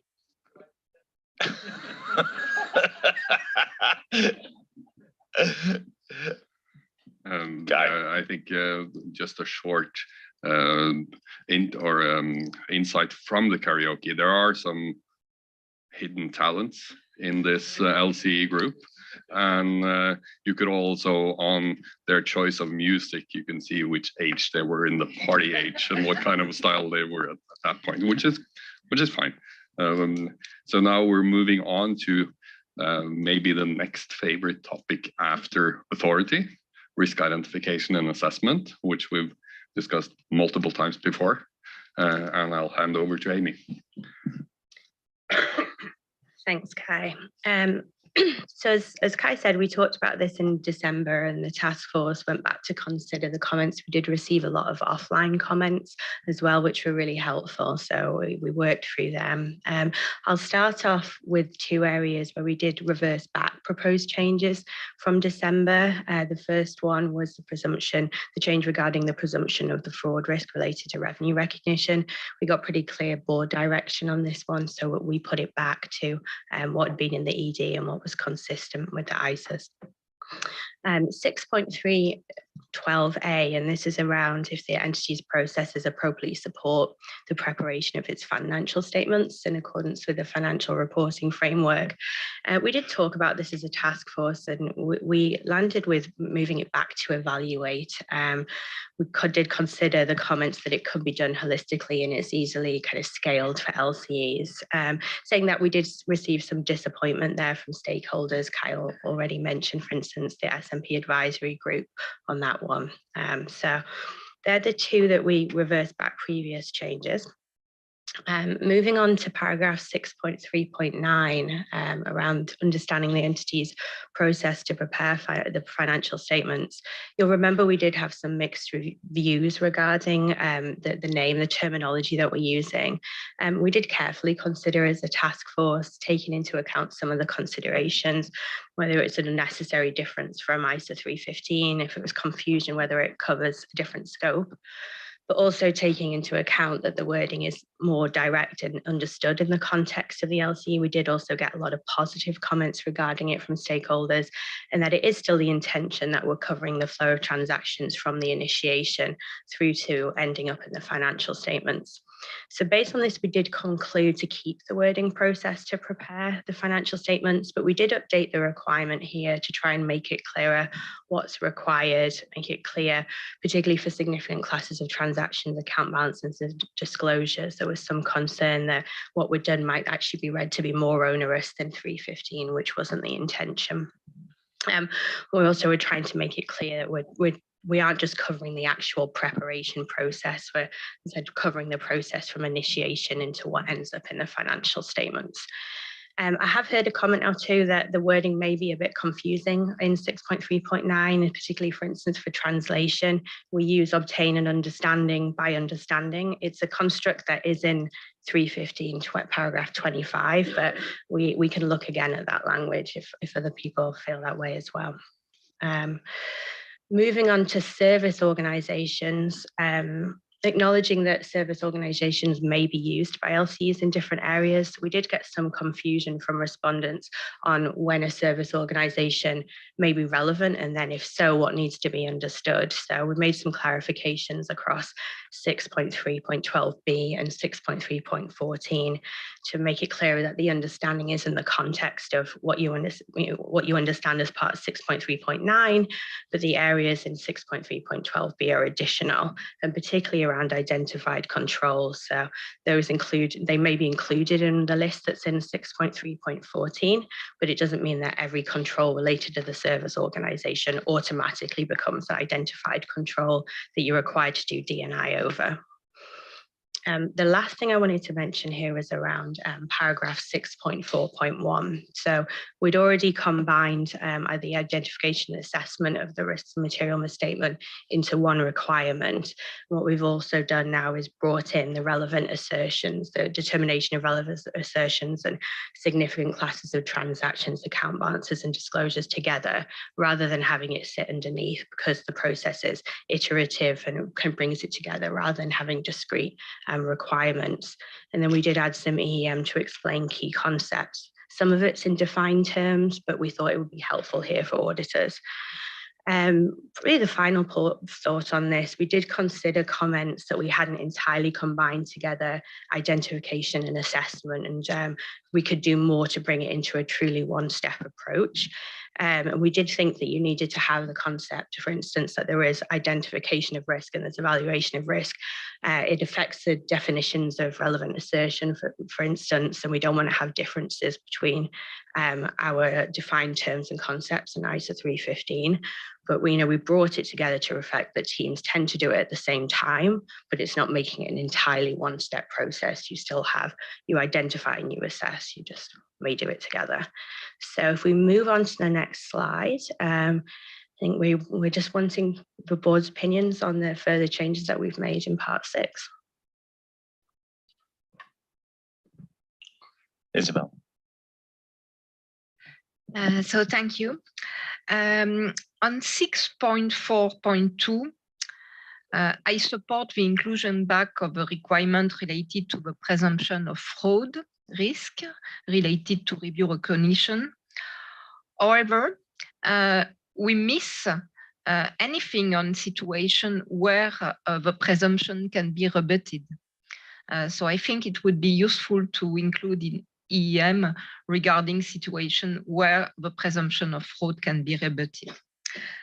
My second point may be more minor. It's probably a drafting point. It's in 6.3 big A, little f. So it's the inquiries that the auditor shall do with management and when application with charged with governance. And it's the one ongoing concern And I really don't understand what we're asking for. It starts by where applicable. Then the basis for the intended use of the going concern basis of accounting. So we don't really know where it's applicable. And then I think we have a point or a comma, and then it's whether events or conditions exist, but individually or collectively. So I don't see the connection between the basis of the intended use of going concern and the whether event and conditions, and where it would be applicable. Thank you. Thank you. Kai? Thanks, Tom. And it's my first time speaking today. Hello, everyone. Kai and the task force, many thanks for the work. And Amy and Jasper, thanks for the support. I have 3 comments. The first is referring to 6.3.6 little b. As I have noted in previous meetings, I believe that in an LCE environment, once the auditor has obtained an understanding of the control environment, the auditor need to undertake additional audit procedures to enable the auditor to conclude on whether the control environment provides an appropriate foundation. In the IAASB glossary of the terms, the word evaluate encompasses the performance of additional procedures when necessary. For this reason, I continue to take the view that the appropriate verb in this paragraph is conclude and not evaluate. This also applies to the requirement in paragraph 6.3 12a. This is my first comment. Then I have a second comment relating to paragraph 6.3.14, little a. Also, I have mentioned in previous meetings in an LCE environment in which the processes to prepare the financial statements are simpler. I believe that auditors are in a position to identify and assess the risk of material misstatement and to respond to those risks, assess a significant risk without needing to evaluate the design effectiveness and implementation of controls that address those risks. When auditors do not rely on these controls because they do not relate to little b, to little d below, then auditors should not be required to test design and implementation. For these reasons, I would delete 6.3.14 little a. I consider this point to be a critical issue from an audit of the LCE perspective. Then my last comment, it's a general comment referring to paragraph 6.4.1, where the requirement in this paragraph is supposed to combine the identification and assessment of risk. The wording in the requirement thereafter and in the subsequent application material still points to a 2-step process. It seems to me that the task force still did not follow through in the wording to make the identification and assessment a 1-step approach. I know that the sustainability task force has managed to change the wording for risk identification and assessment for reasonable assurance on sustainability reports, such that it is clear that identification and assessment are combined. I suggest substantive wording changes to make sure only 1 step is required that I will provide offline. Thanks very much for listening. Thank you. Eric? Thanks, Tom. First of all, supportive of many of the changes made in this part, which is one of the more complex parts of the standard. I just wanted to cover off 2 or 3 areas where I had received some feedback from my stakeholders. On 6.2.2 little b, it talks about the analytical procedures that the practitioner is required to perform in addition to inquiry, inspection, and observation. And our experience has been that often the practitioners performing these procedures are sometimes a bit confused as to the relationship of those procedures with the substantive analytical procedures that have to comply with 520, ISA 520. So a suggestion here would be to consider adding some EEM based on paragraph A30 of ISA 315, which clarifies that when you use these kind of analytical procedures as risk assessment procedures, you don't necessarily have to follow the analytical procedure requirement in parts 7 of the standard. The other comment I'd like to make is on 6.3.6. And the view that we heard there was while it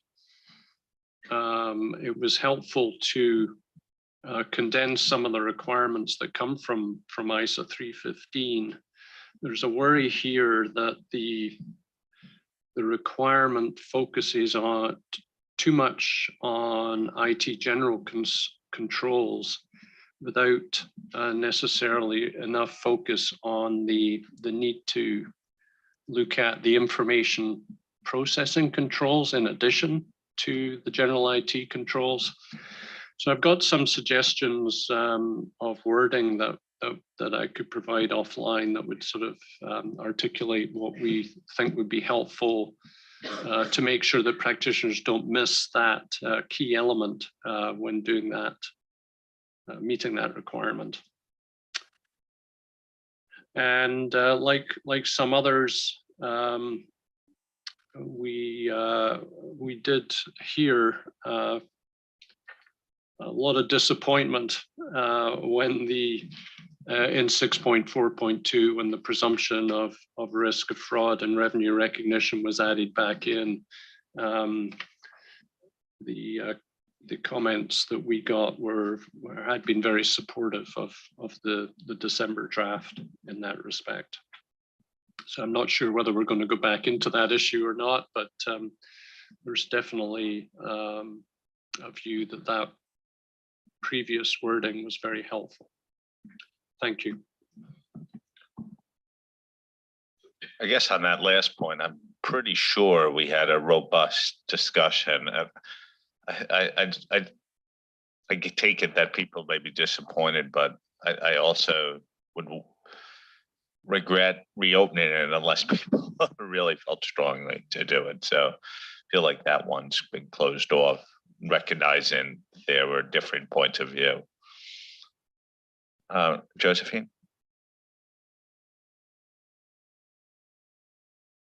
Thank you. Yes, I agree with that. Again, like others, I'm supportive of the changes, some of the changes that are made here. I've got about 3 areas.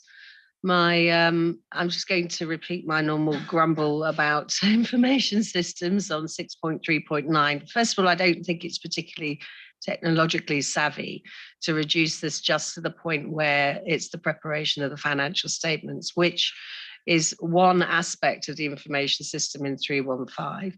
And if you think about it, even COSO have developed guidance for smaller and less complex entities, and they still call it an information system. It's quite possible in an LCE that there will be separate IT applications and maybe one for payroll, one for FR.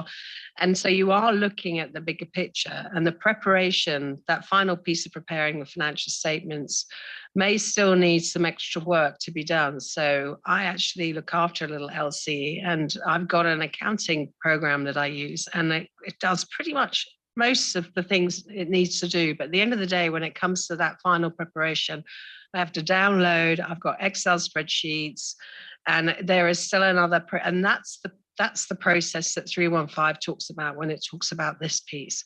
So I think, you know, we're not making this particularly future-proof by just restricting it to that particular area. And if you are in a situation where you may transition, there could be potentially confusion. So, you know, it would be good if you could just rethink that, because I don't see, it's not a fundamental difference. And as we have brought all our understanding of this from COSO, and that is our point of reference, as I say, because that is used, there is a guidance for small and less complex, and they haven't changed that terminology. I think it's fair that we don't need to either. On 6.3.12b, I'm just struggling with the logic here of deleting D and E. And it's said in the agenda paper that this is consistent with the approach in 315 and 402, but I'm not sure it is. Because if you have, for example, if the service organization, again, let's use payroll, does all of the payroll, then you do really need to know the controls at the service organization that are relevant to those particular transactions. You need to understand those. The nature of the services, materiality of transactions and contract terms doesn't get you to that control. 315 and 402 operate in the manner that you're looking at it from through the entity lens always in 315, but sometimes you have to go to the organization to get that lens in as well. So I can't see how that works. And I don't think the essential material that follows helps either, because it talks about controls, yet controls aren't included. So maybe have another look at that. And then there's just one other point, sorry.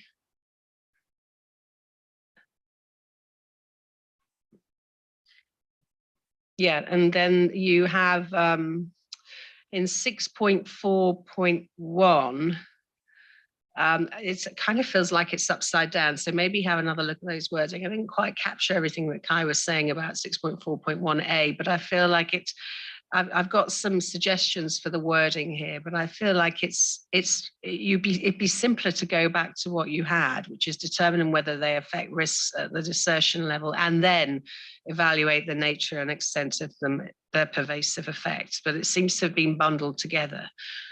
So maybe have another look at that. But otherwise, I think those were the two key points that I wanted to raise. Thank you. Thank you, Ada. Thank you. Two comments really in respect to this section, and it seems that I'm piling on to ones that others have made. So the comment about the going concern bit, well, that starts with if applicable. There's no conditionality there. That always is applicable, and that is, in my view, that troubles me. And then similar to Josephine, I was struggling with the lack of understanding of controls at the service organization. I can understand the E bit being covered by 614, but then the D bit would still be out in the open, and I struggle with deleting that bit as well, and on the same arguments as Josephine. Thank you. Billy, did you want to come in on service organization? Yeah, Tom, maybe just to explain what we were trying to do, but clearly if that's not coming across, then we just need to have a look at it. So that 6.3.12b has caused a little bit of issues, especially around the D and the E. So when we looked again at ISA 402, we came to the conclusion that what ISA 402 is actually telling you is that when you use a service organization that provides services that are part of your information system, which is those things would have been housed inside, but you've decided to give it to someone else. Then everything in 6.3.9, in terms of the understanding you obtain about the flow of the information and the records involved and all those things, still apply. And all we're trying to say here is that in addition to that, you shall also understand A, B, and C. So 6.3.12b builds on 6.3.9, and out of that falls your control activities. So that is what we were trying to communicate. But if that's not coming across, and I think that was the purpose of the EEM, but Josephine, you said the EEM also doesn't help you. So, but that was what we were trying to say. Any reaction to that?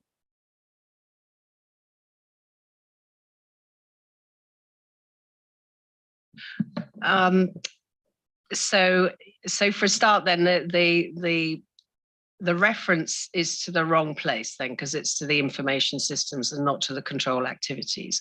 But I think the point is the controls at service organization could be anywhere from information systems controls or control activities themselves. So I don't think it's just not it's not going to work. It's going to get missed. Because there aren't sufficient references to the right places, and also it's such an important point because things could be completely outsourced. That I do think it needs its own separate attention. And then you explain that it is still part of the entity's process, of course. So Josephine, would it help if we elevate to a requirement and link it by that way to say, you know, so if you go to the control activities where you say, well, if 6.3.12b applies, the entity's use of the services of a service organization's controls A to D of the control activities at the user, then that's what you need to understand. Really, wouldn't it be better just to put it back as it was? Yeah, well, the fact rather that than we had D&E, they caused problems. That was the issue. Yeah, it was being interpreted that every control related to a service organization would therefore be an identified control, and you would have to do D&I over it, and that's not consistent with 402. 402 basically says that you do your understanding, and then some of them may be identified controls in line with what the list that's in 6.3.14. I think, I mean, we can definitely look at it. I think we need to work it through. We can sit down and work it through. Okay, right, Diane? So these same two topics that we're talking about, I'm curious how this shakes out. Couple related comments. I do think overall we've always felt that the service organization material was light. I think these are types of companies who will more likely rely on service organizations, especially in the example of payroll. So I just still continue to think that it's light. And I absolutely agree with Josephine on 6.3.9. I think this linkage that appears to just say it only matters in preparing financial statements, I don't think that's the spirit. I think it's much broader than that. So I do have an issue also with seems to be some intended narrowness that we've used in that paragraph. Thank you. Anyone else want to come in? So we have the sub concern about expressed on 6.3.9, effectively the perceived narrowing of the requirement. Yeah, just on the going concern, I know it caused a bit of confusion around having if applicable, and the intention of that was just in case they weren't using the going concern basis, or if they were using liquidation basis. It's obviously not clear, and it is probably not needed. So we'll go away and look at that. It wasn't the intention that if you were using the going concern basis, you may still not do the inquiry. So we'll look at the conditionality and make that clearer.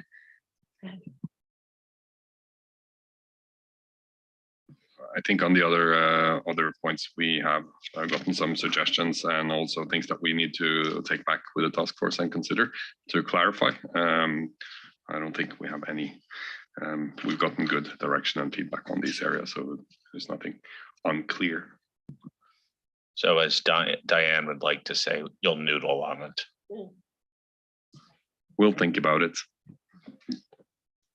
Oh, I like that. Okay, let's move on. think the next piece is estimates. A little bit of background on accounting estimates. So starting with the respondents' feedback, there was a little bit mixed feedback here. There were two ways how respondents wanted us to go. So on one hand, you had respondents who wanted to reduce the complexity of the standard and have more proportionate requirements related to accounting estimates. Important to note is that it was based on what was proposed in the ED. Then on the other hand, you had respondents who wanted us to broaden the scope of accounting estimates in the standard and allow the use of the ISO for LCE when the entity has a small number of more complex accounting estimates. So these were a little bit two different views.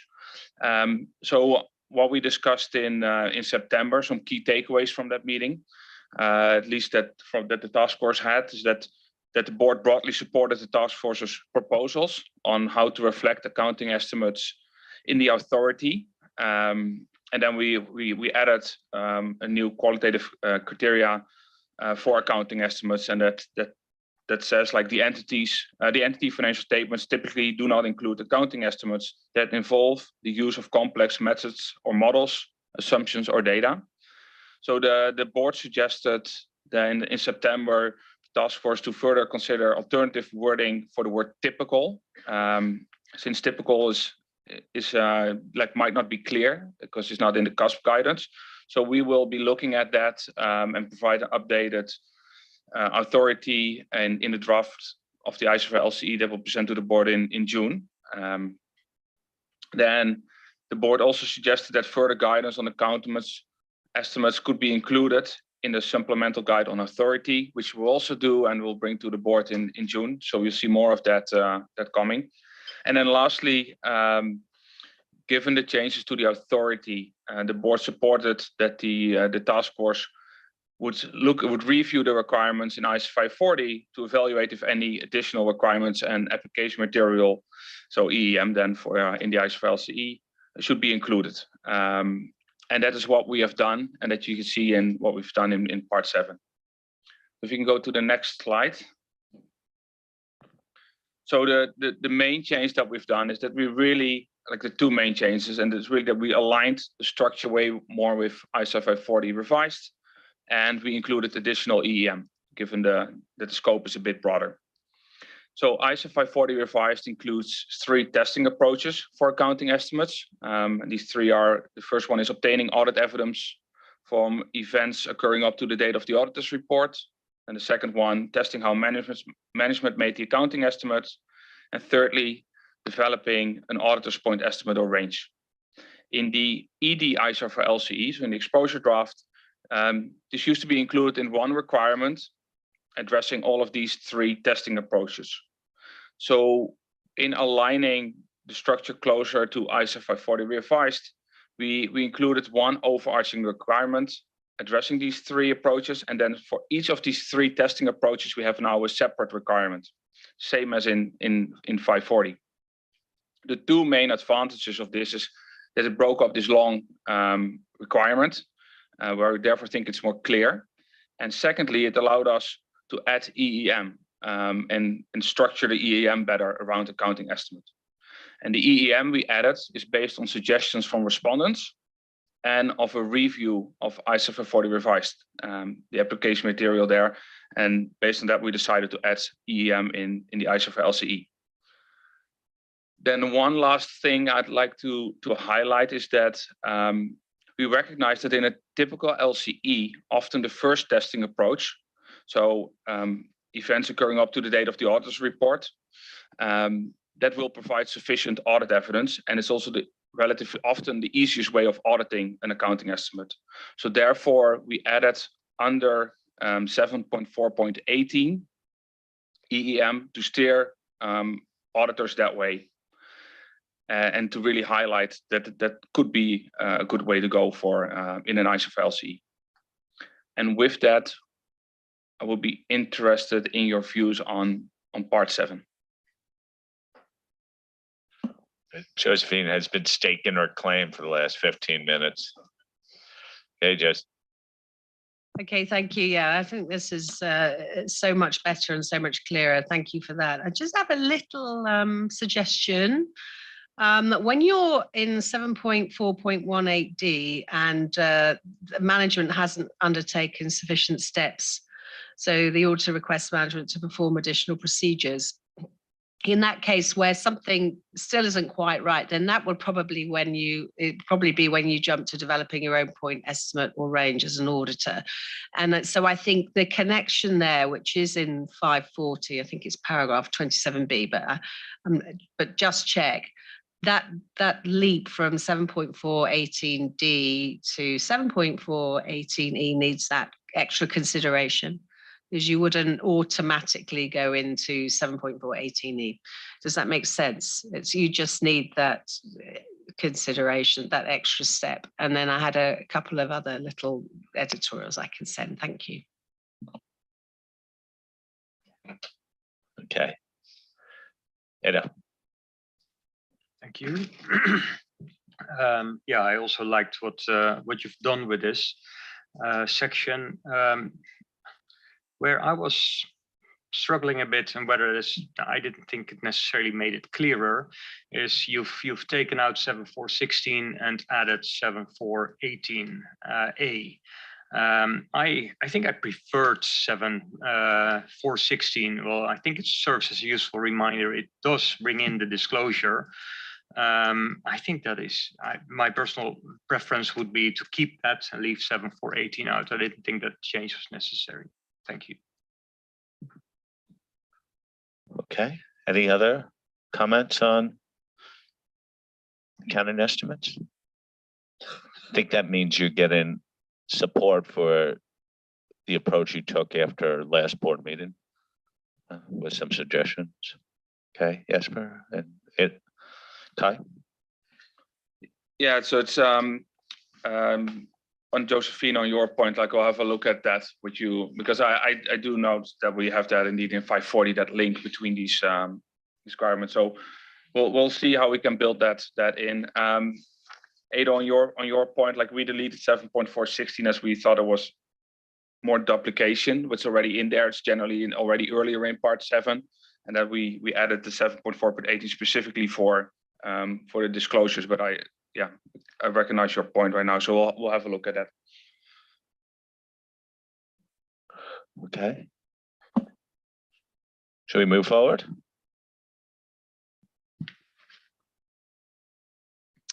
Okay, Michelle, if we could move on to the next slide. So some background to the next thing we're going to talk about, the ISO 800 series. So in the explanatory memorandum that was included with the exposure draft, we explained the board's position that we wanted to focus on developing a standard for general purpose frameworks first, and consider at a later time if a part addressing considerations for the 800 series was needed. So special purpose frameworks, single financial statements or elements, summary financial statements. We then had a question in the explanatory memorandum that asked if respondents believe there should be an additional part to address the matters. So we looked at the responses, and respondents generally did support the inclusion of something for the ISO 800 series, particularly given special purpose frameworks are very common in certain jurisdictions and industries. There was some mixed views on timing though, some respondents saying it should be in now, others thinking it should definitely wait, and most not expressing a view on timing. So the task force did discuss this matter because obviously it's relevant for our development plan. And the key conclusions that we reached, we do believe that further outreach is needed, really to understand more how the ISO 800 series is used for LCEs at present, particularly given revisions to authorities since the exposure draft, meaning the type of LCEs that respondents had in mind when answering the question may be different, but more generally just understanding how it's used, what requirements would be relevant, given particularly there's so much jurisdictional differences as well.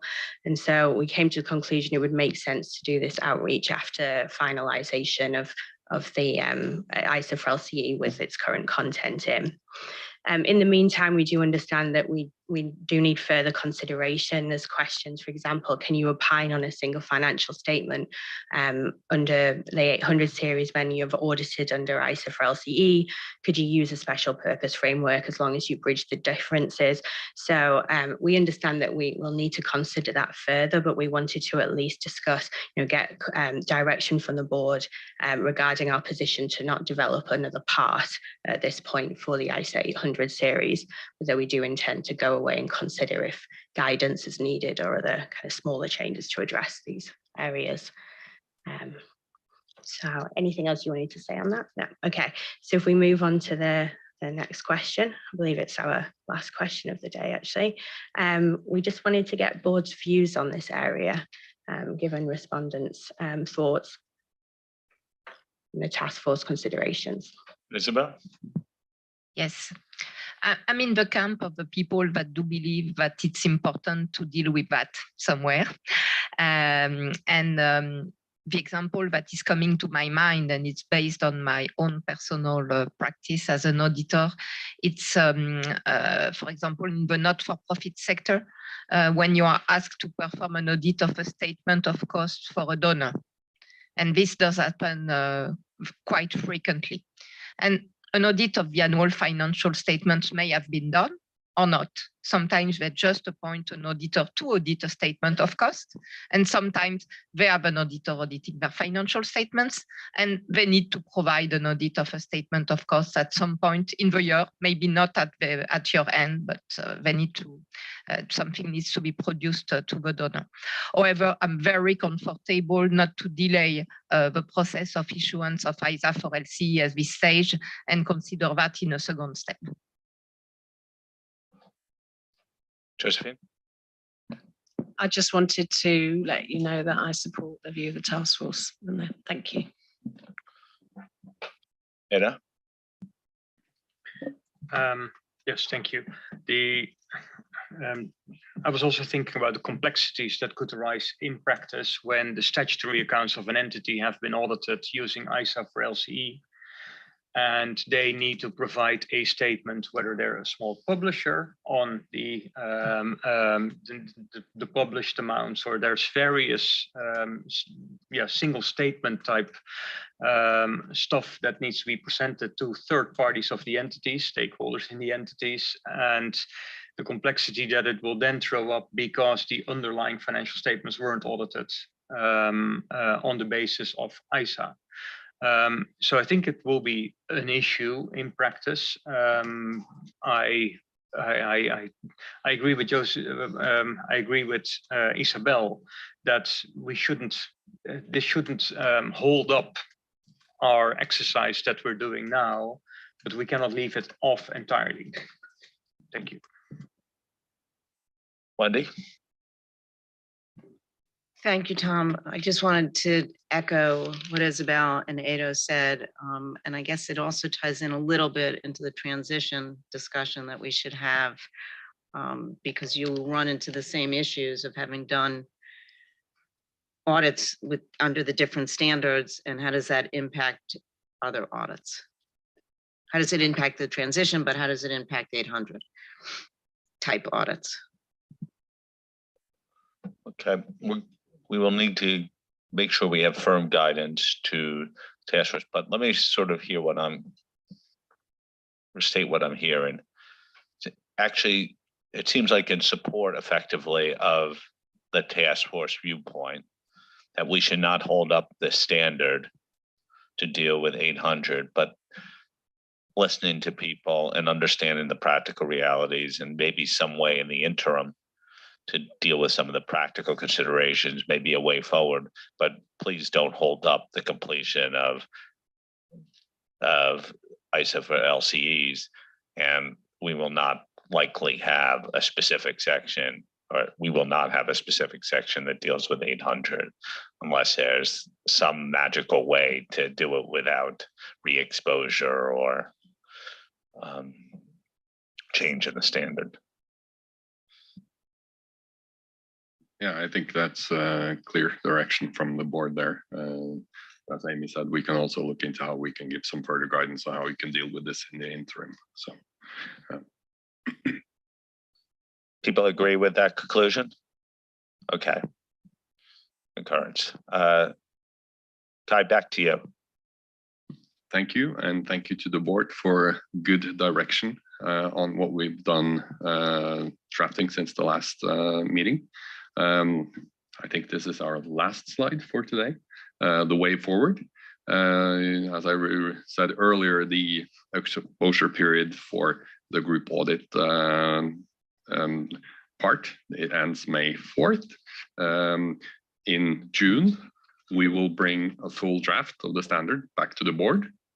Some of the supplemental guides and some of the other overarching discussions on some other areas on guidance, for example, will be brought back in September. That's the plan.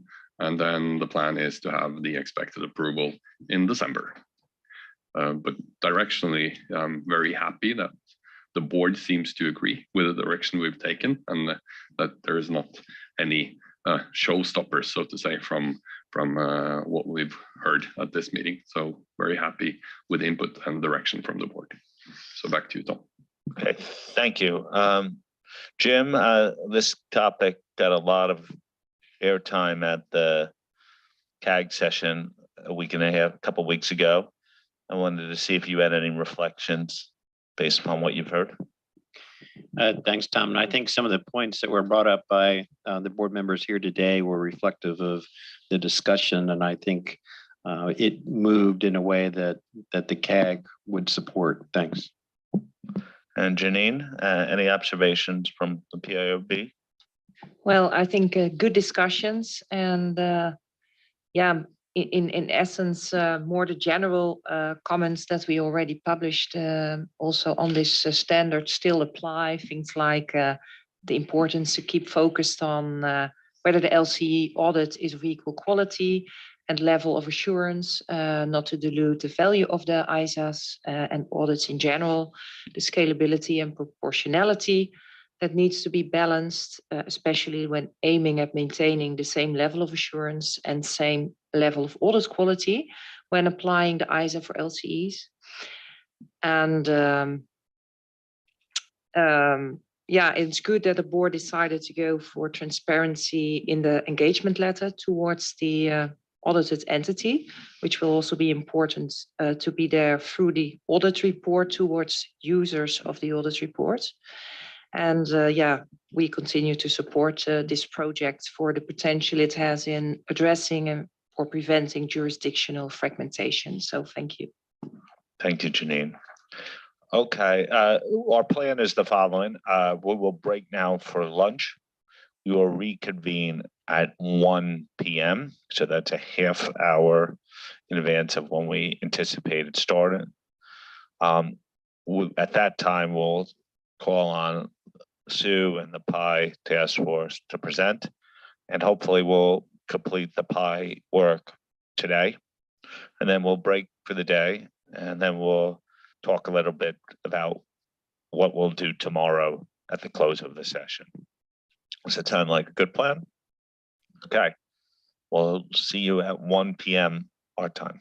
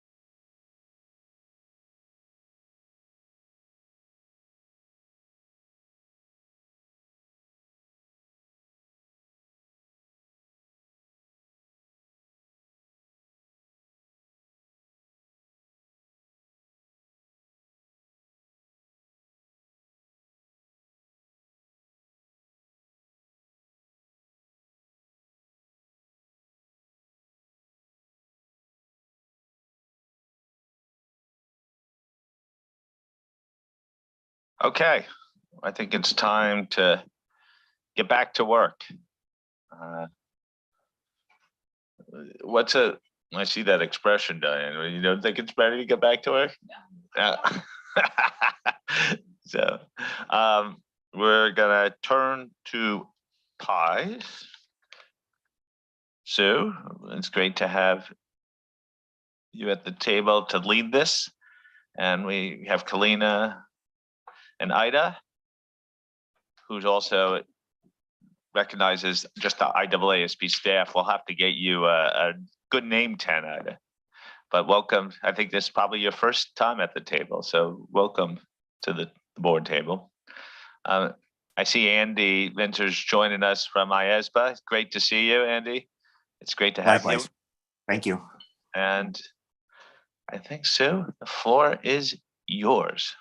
Thank you. Well, you've probably done the first couple of bits by thanking and welcoming the team. So Kalina and Ida, and we've had support from Billy as we've been putting this together.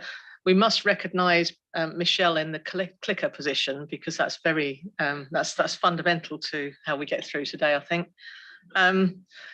In terms of task force members, Chunwei, Fernando, Susan, and we have a correspondent member, Sungnam from IAASB, and obviously Josephine chaired us all the way through to where we are pretty much now. So great team, and thank you all for the input. Next slide, please.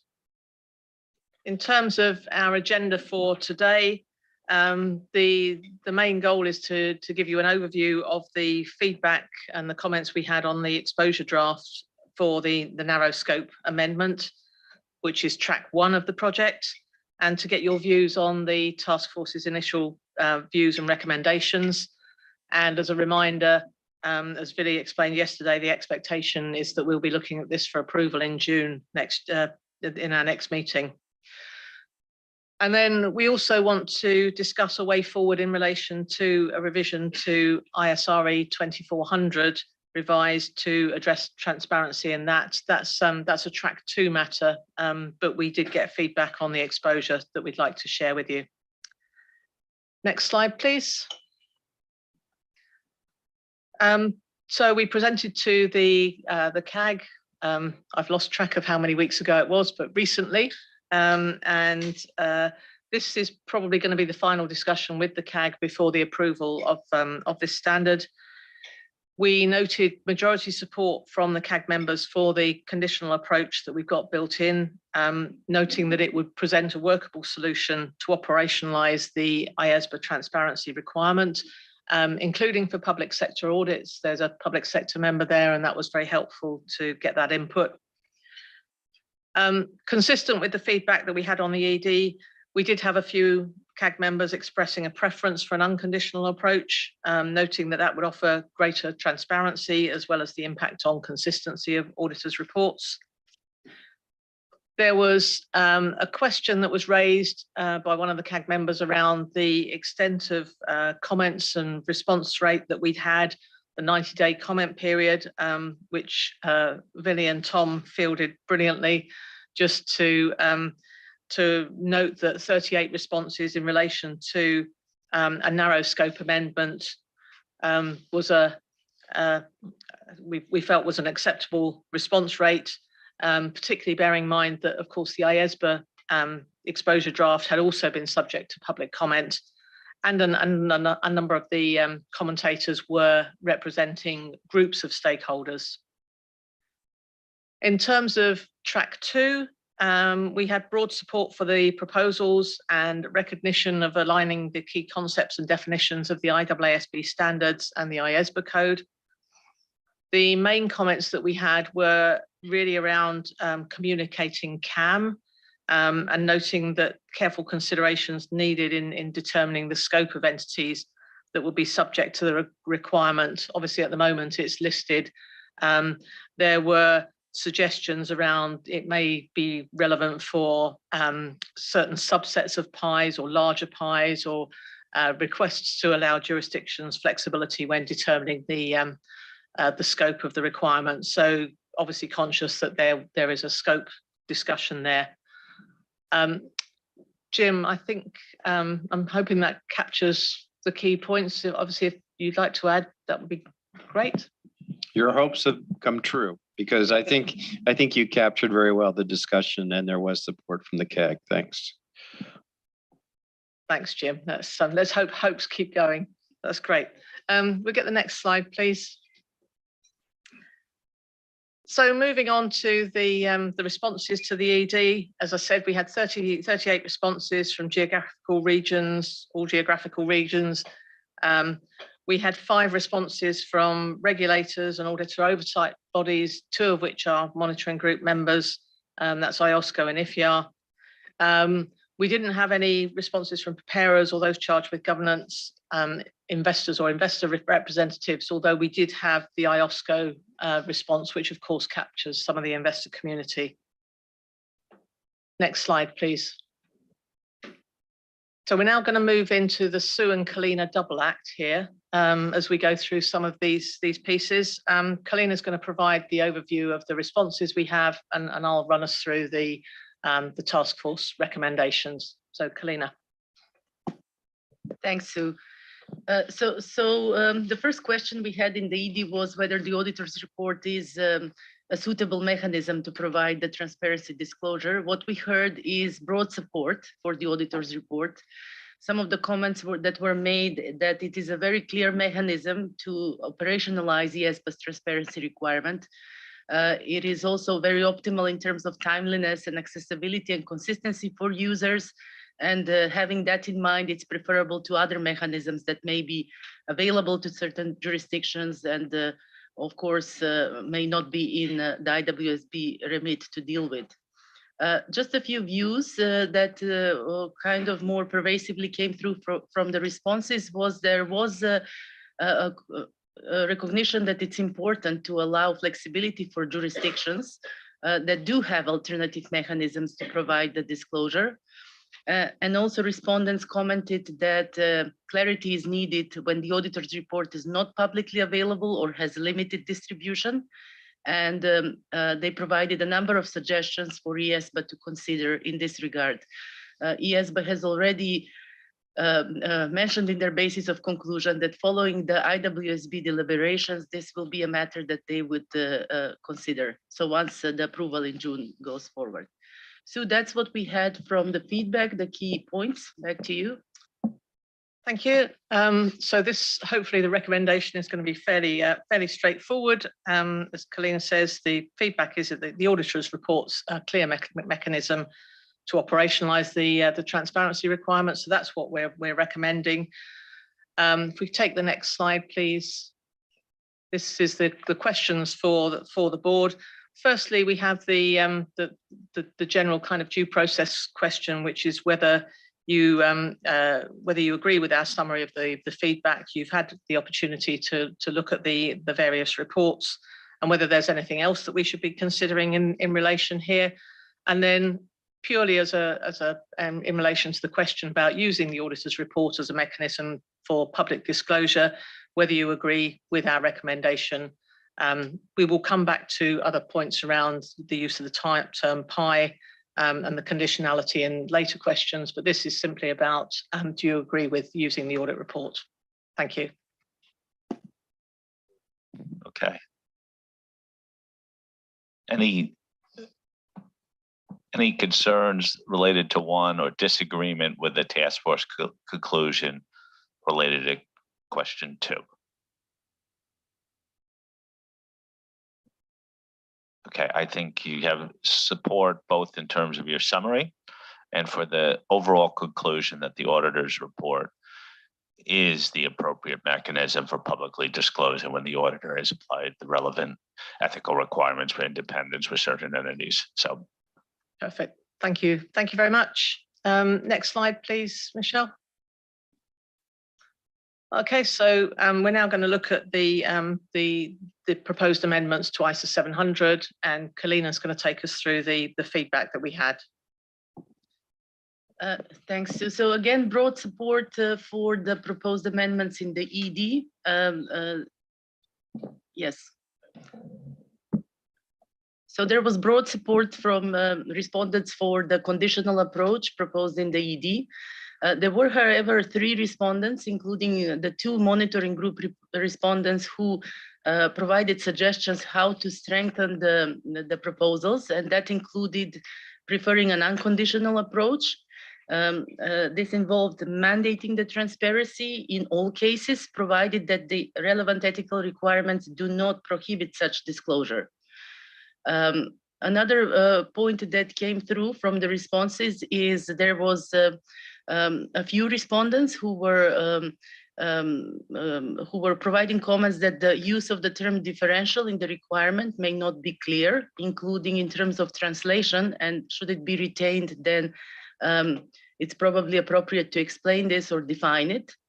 And we did receive various comments how to enhance the basis for opinion illustration, but there was general support for those, including for the illustrations that were provided.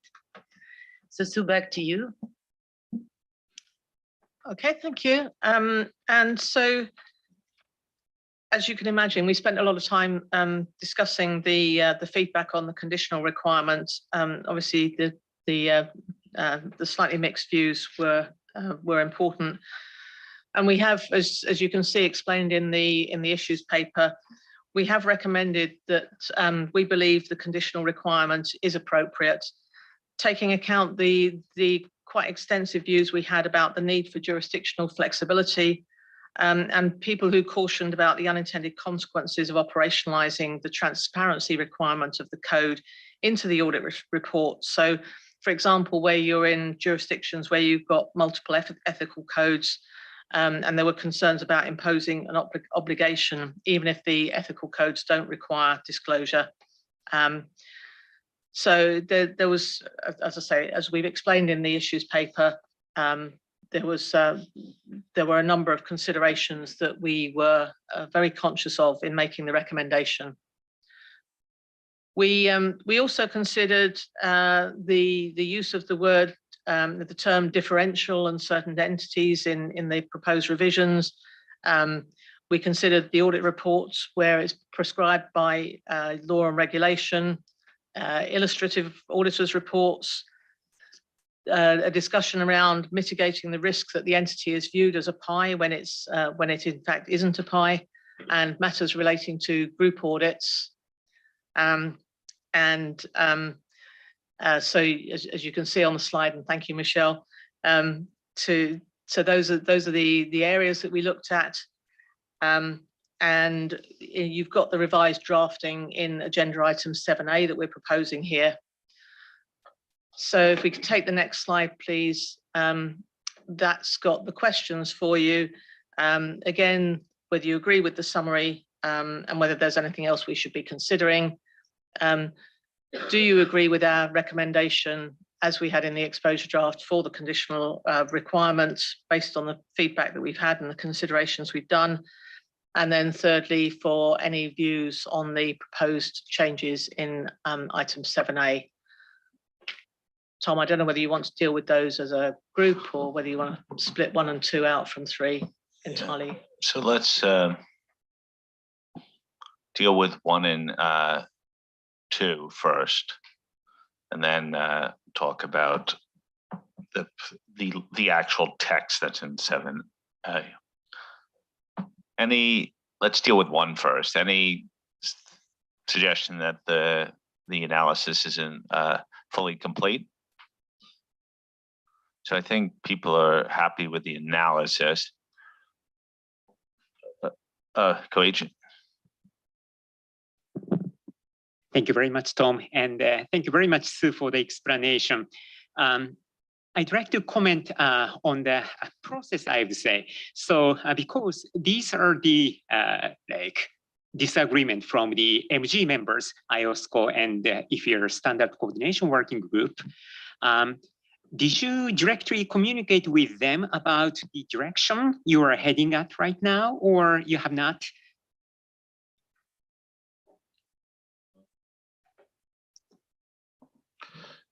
So what normally happens in the process is once we've gone through the board deliberations post-exposure draft and we vote on the final standard. So once we've voted on the final standard, what we will do is we will write letters back to the monitoring group members to tell them how we responded to the comments that we've received from them. But we do that at the end of the process. Oh, end of the process. But Okay.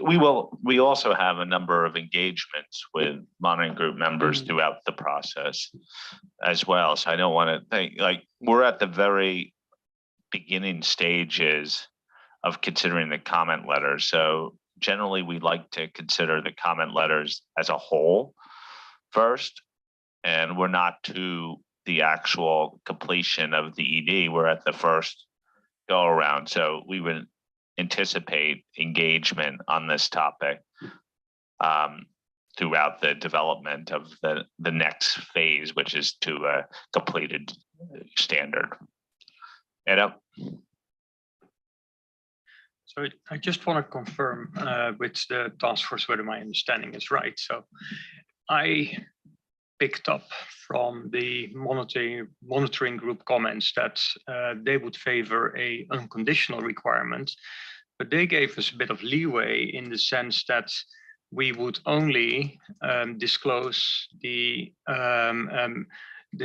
standards we were required to apply, rather than the optionality in there. So I think we've talked about the instance where you know that the entity is preparing for an initial public offering, and in those circumstances you would have to apply independence requirements that are maybe different and that apply to a listed entity.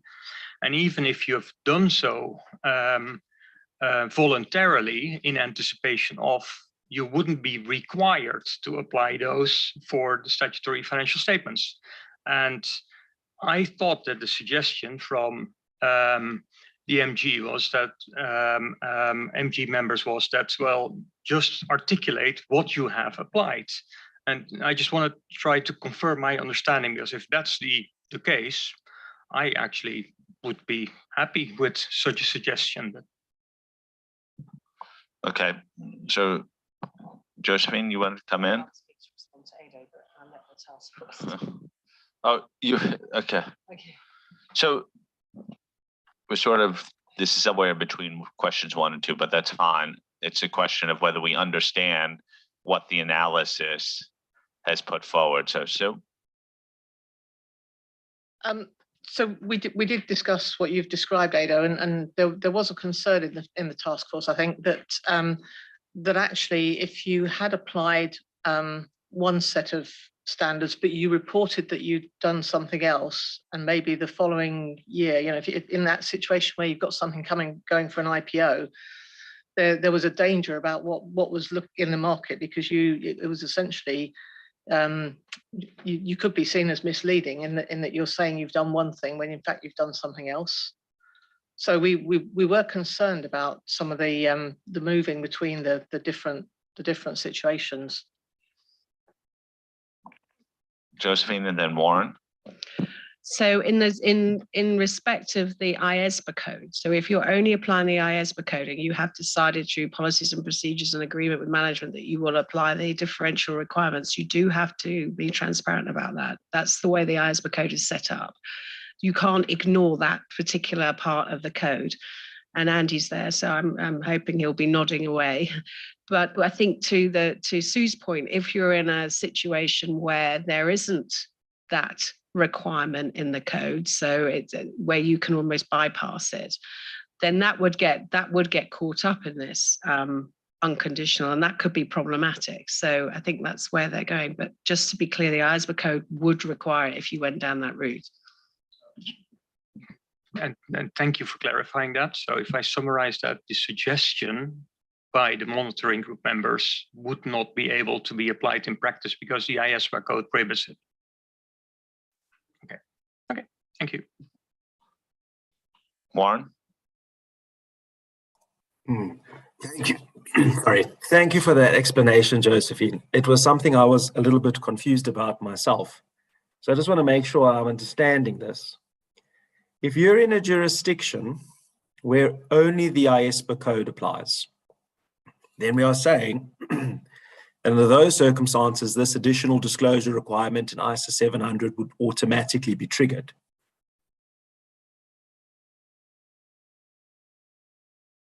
Yes. Yes. Yes. Okay. So then in substance, where is the conditionality? The conditionality exists where you have a code that's not set up in the same way as IAASB code. So Okay. you might have a code out there that says, oh, you can apply these differentiated requirements, but you don't have to disclose necessarily if you've chosen to do so voluntarily. Whereas the IAASB code is very clear. So to put it differently, unless you're in a jurisdiction where a national standard setter or a regulator has decided to come up with a different set of requirements, then automatically you would be providing this additional disclosure in ISO 700. Yes. Yeah. Yeah. So sorry, Sue, I actually then I misunderstood that, and then I should have probably raised this out on the first question. I mean, do we not then think that the absence of investor commentary, other than IOSCO, is a little bit more material than what was the case when we first looked at this preliminarily? Because, I mean, an original concern was always that this really results in the inclusion of a lot of additional and, repetitive information in the audit report. I mean, it's already called the report of the independent auditor. So it seems like we now labor this issue of independence in the audit report. And it goes back to the question of, yes, I accept the fact that procedurally, this is a nice, easy way for us to provide this additional disclosure to address the IAASB requirements.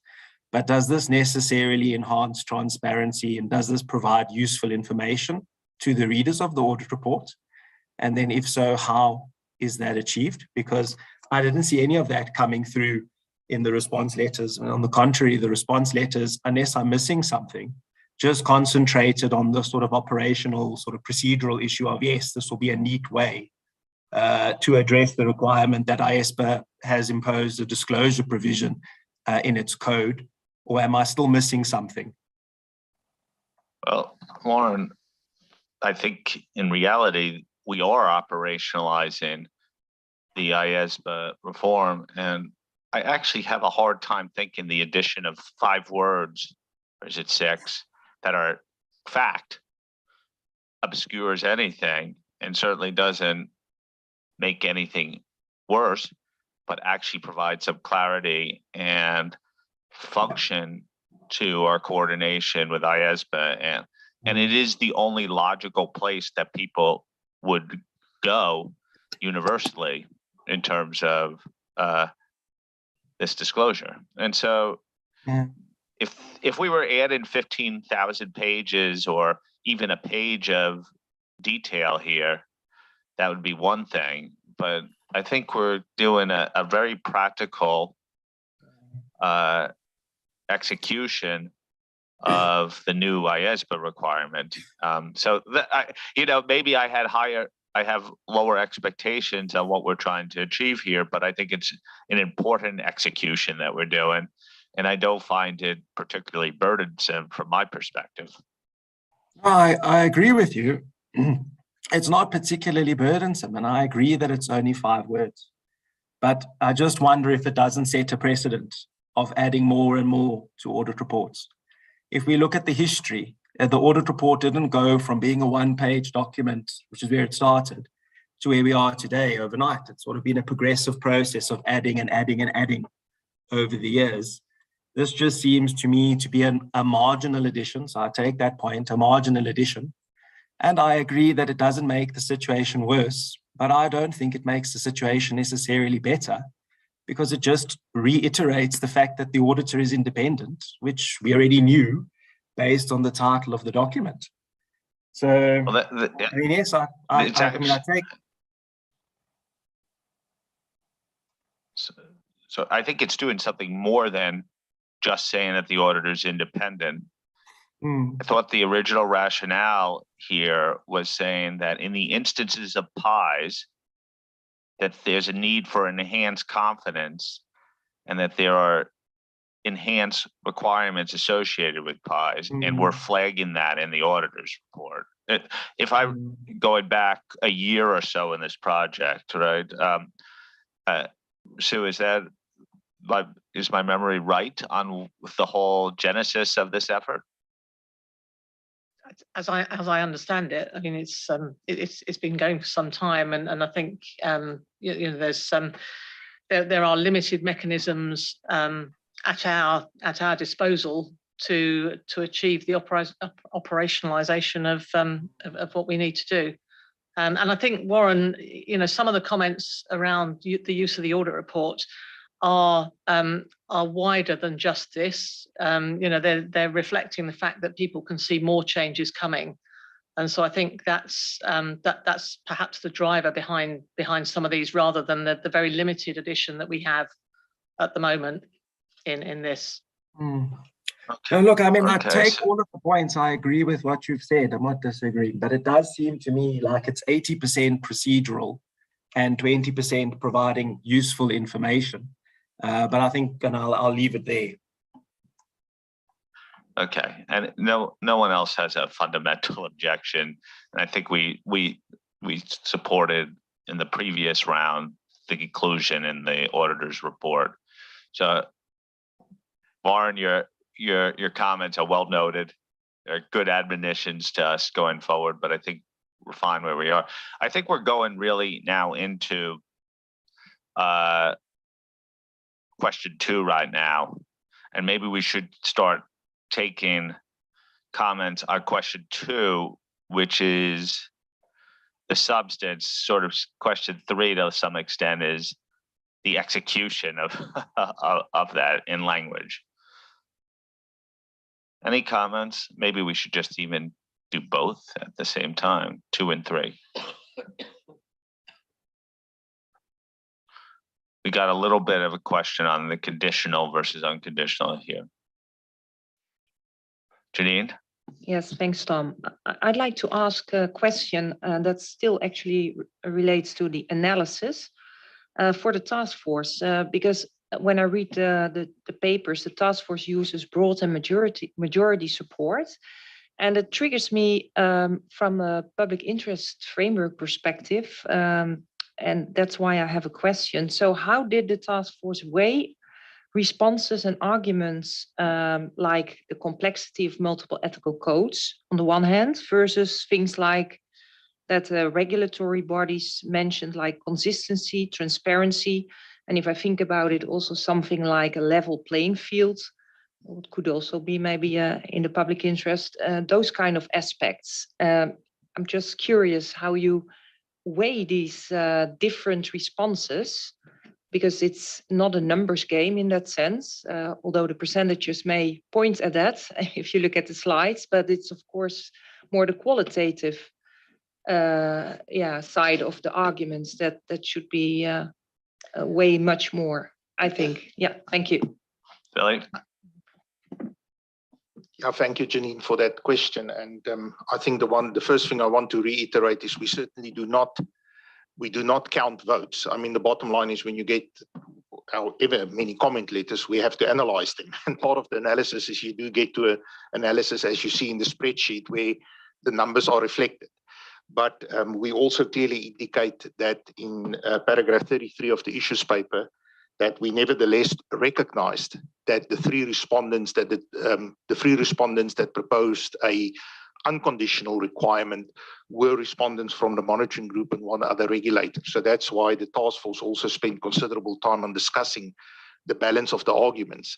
And I think some of the arguments have even come up with the question that Ada raised in terms of really understanding what the monitoring group was proposing. So we worked through what we were trying to achieve here in terms of operationalizing the requirement in R400.20 of the code. And if we were to go beyond that, what could some of the consequences be? So those were all the things that were talked through. And that is why we presented the position in paragraph 34 of the issues paper. And obviously that's why we're discussing it now, and we discussed it at the CAG. But yes, it's certainly not that we sit in the task force meeting and say, okay, there were so many for that, so many for that. So yeah, let's move on. It was the majority. We certainly do not do that. We do weigh the arguments. I understand that, but then still it is difficult how you weigh these different qualitative characteristics from the PIF, the public interest framework, like if you drive consistency or full transparency versus the practicality maybe from implementing it, if you look at it from the perspective of that there could be multiple ethical codes and how to put that in the auditor report, how you make those, how do you manage that or weigh those arguments? That's actually my question. Yeah, and again, we are very conscious of the qualitative standard setting characteristics in the PIF. I think what you will see when we finalize the going concern ED, for example, now is in the explanatory memorandum, we're going to clearly indicate how we've addressed those qualitative standard setting characteristics. Now, also here, Tom referred to the fact that we just today presenting the analysis of the comment letters, but going into the June meeting, again, we will clearly indicate how we've weighed those public interest characteristics. And again, we're coming off the project of the ethics board, who have also clearly weighed those public interest characteristics. And we are just simply trying to operationalize the requirement in the code. And again, it's lots of times with qualitative characteristics, it's a close call. But we're at the very early stage of where we are deliberating these documents right now. So let's turn to questions 2 and 2, and then we'll deal with 3. But any other comments on question 2?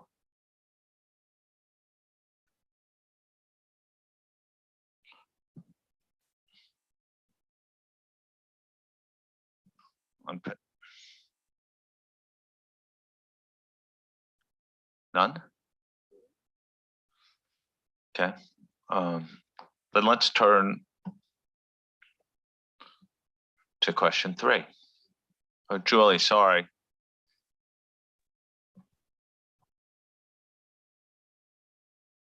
Sorry, Tom, I was just didn't know if you wanted comments of support either. So I was supportive of where the task force had landed. I thought they had weighed the comments back appropriately. So just wanted to add that as well. My gut instinct, every bone in my body wants to be to move towards an unconditional requirement, but the arguments to me are persuasive, as we sort of had in the previous round, of why it may be impractical in the current circumstances, and maybe we need to speak to those who argued for the unconditional and go into more detail about why we landed where we landed going forward. And I think that's the real challenge, is like, even if instinctively you would like the unconditional, there are real practical challenges which the task force has identified. And I think we heard from Dave Sullivan on behalf of the PIOB with some sympathy at the CAG meeting about the practical realities of this issue. So, Kai? Thanks, Tom. I only have a general comment. I want to say that I fully support the exposure draft, and I have no comments in detail. Thanks. Do you mean the task force position, not the exposure? That's right. Yeah. Okay, sorry. Okay, are most of the board right now comfortable with where the task force landed? I certainly think that it would be useful to have conversations with some of the couple of the monitoring group members who responded before we finalize any draft, and see if there's anything more we could learn in discussion. But we have many opportunities to do that in the coming months. Okay, let's go to question 3. Sachiko?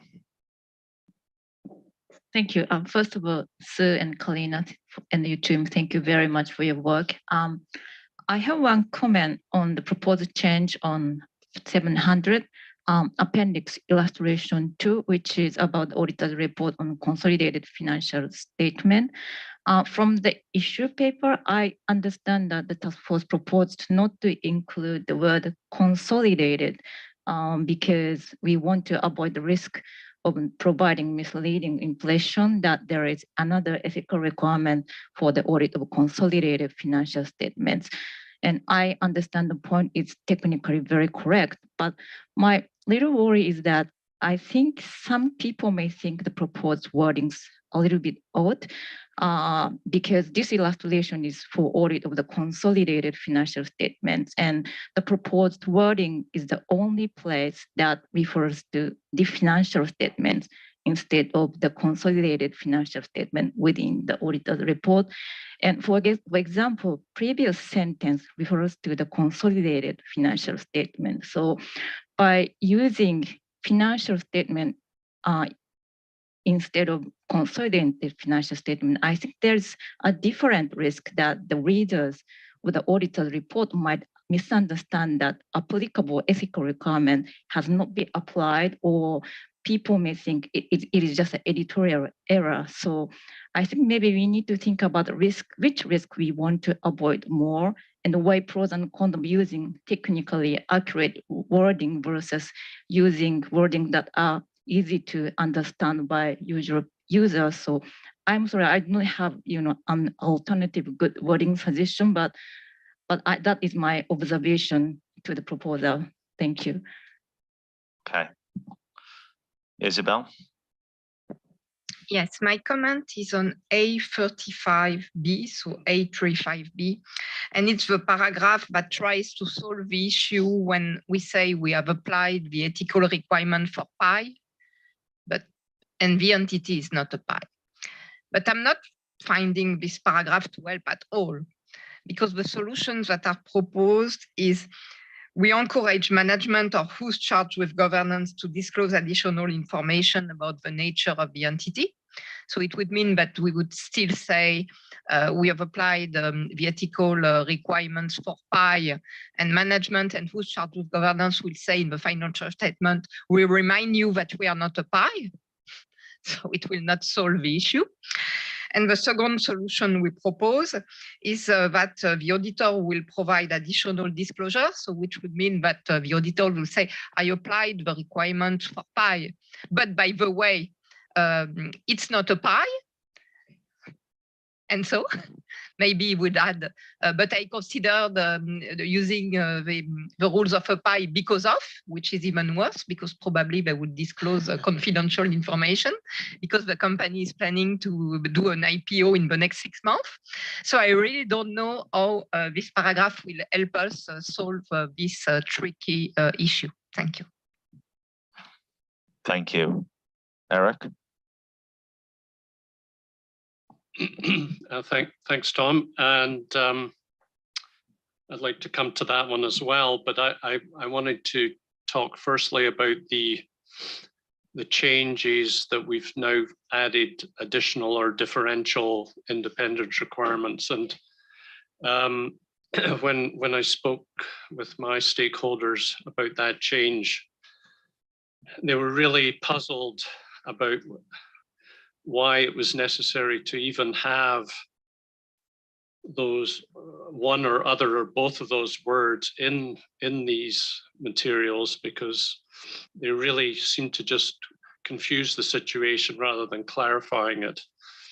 So I just wondered if the task force could give some thought of whether there's actually just a simpler way of getting rid of the adjectives altogether, or whatever, adverbs or whatever they're called, so that it would just cleanse the wording throughout, because I'm not sure at the end of the day it's really helping people apply the requirements.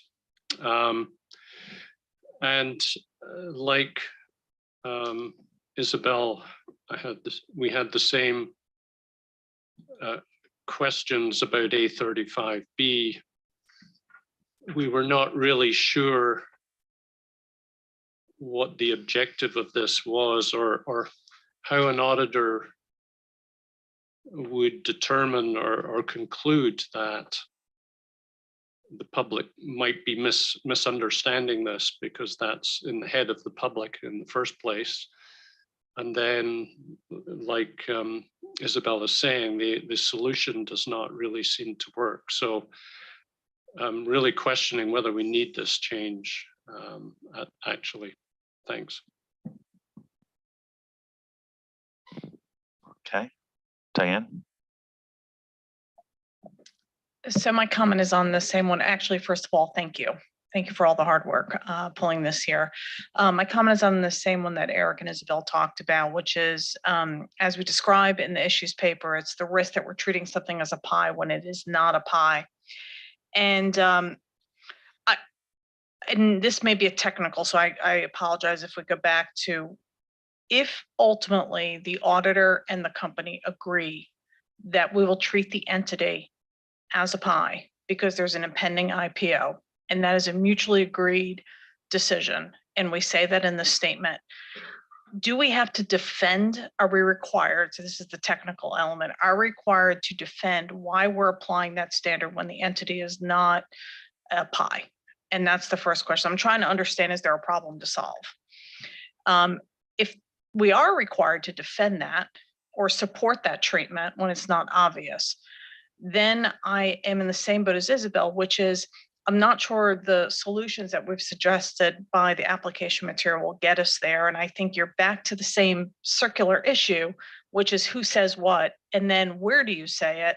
And what's the context and so on and so forth. So I guess I am back to just my first part of the question, which is there a technical requirement?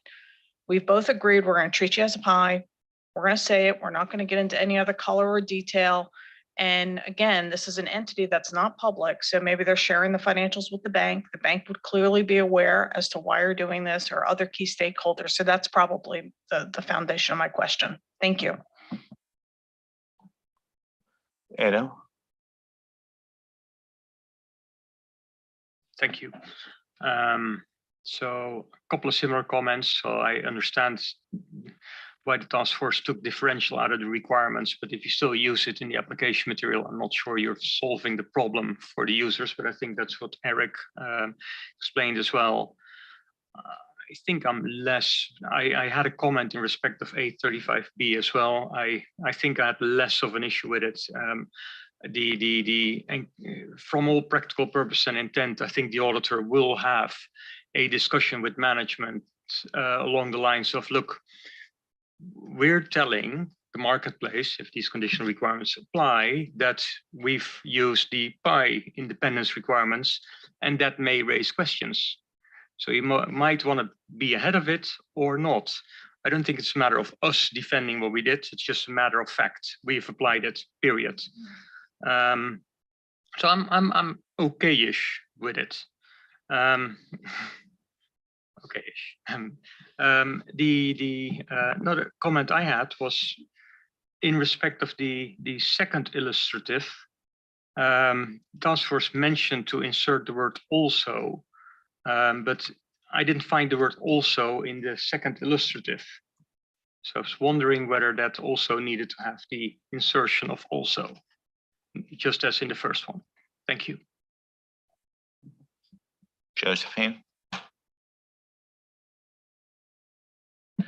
Okay, so I'm on A35B, and I agree with what's here. I think it's right. It's absolutely spot on that under the IAASB code, that's a decision that's made with the firm at the starting point. So it's the firm's policies and procedures, the engagement partner. But to Ado's point, that is a discussion you're going to have with management and those charged with governance. And it's a discussion that definitely should be undertaken. And so I think it's very important then to, once everyone's had that discussion and everybody's agreed that's the right direction, that it is a good idea to encourage management and those charged with governance to also highlight it if they wish to. The only thing I would say is that I think potentially part of the issue is it's not actually in the right, but it's not an auditor reporting point, because you're either in or you're not in. And then if you're in, you're in 700. If you're not in, you're in 700, and you choose the right direction. I think it's a 260 point with a connection to ISQM1 and so forth. And I think that's where it would be helpful. But to your point, no, I mean, as far as the ISB code's concerned, once you've decided that you're going that direction, then that's fine. You just have to report it. But yes, as I say, I think it really does need to sit in 260. Thank you.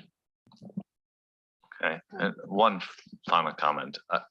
I find the removal of differential in C, 28C, absent the inclusion of some word like only, very hard to understand.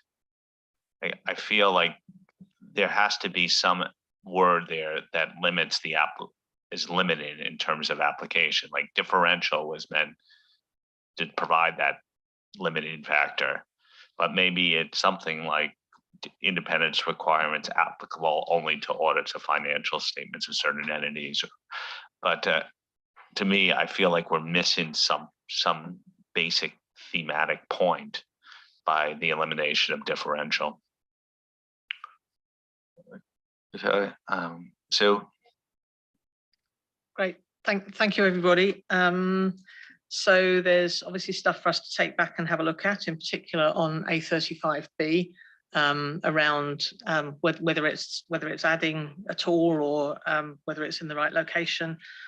It was something to try and respond to the concerns that were being raised. But I mean, Diane, to your point, I don't think it's something that we need to defend. I think it was more what was coming from the comment letters was a concern that there might be a misunderstanding. So we will certainly take that back and look at whether, you know, revisit whether we think we need anything in that area or whether it's actually just confusing. In terms of the other comments, that Sachiko, you won't believe how long we spent trying to word that, because the problem was if you reinsert consolidated, it infers that there's a consolidated ethical code, which there isn't. And we went around a number of hoops, so we can look, but we felt it was probably doing less damage by not having it in there, but we will certainly go back and relook at that example. And a couple of people commented about the additional differential. The reason we've got both of them in there is when we were looking at what the different codes are, sometimes you have a code that has something extra for pies, and sometimes you have a completely different code for pies. And that's why sometimes we felt that the two words were needed, because that's the position that you might be in. And we tried to be fairly restrictive on where we use the terms, given the feedback we got about the potential for confusion. But again, I think we can take that back and look at where we've used it and just revisit whether we feel that they're appropriate.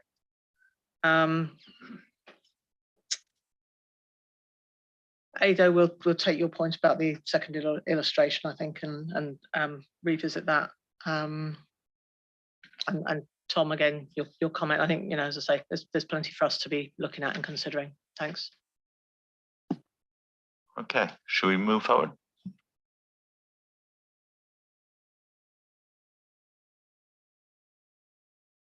Okay, if we can take the next slide then, please. Okay, so this is the discussion on the amendments to ISA 260. And Kalina, I'll hand over to you. Thanks, Sue.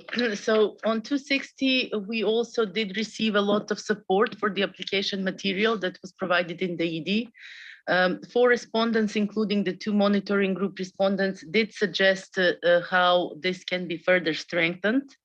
They were suggesting that an explicit requirement is included to communicate the differential requirements applied with those charged with governance. In addition, from the responses, there were a few respondents who kind of pointed out to the inconsistency between the applicability of the requirement, which is for listed entities, and the application material, which is for PIEs, commenting that, recognizing that there is yet work to be done by the IAASB under track 2 which will consider the differential requirements and their and the adoption of the definition of pi in the IAASB standards, in the ICQMs and ISAs. So Sue, that's from the feedback. Back to you. Thank you. And you've got the PI task force recommendations and views on the slide and in the issues paper.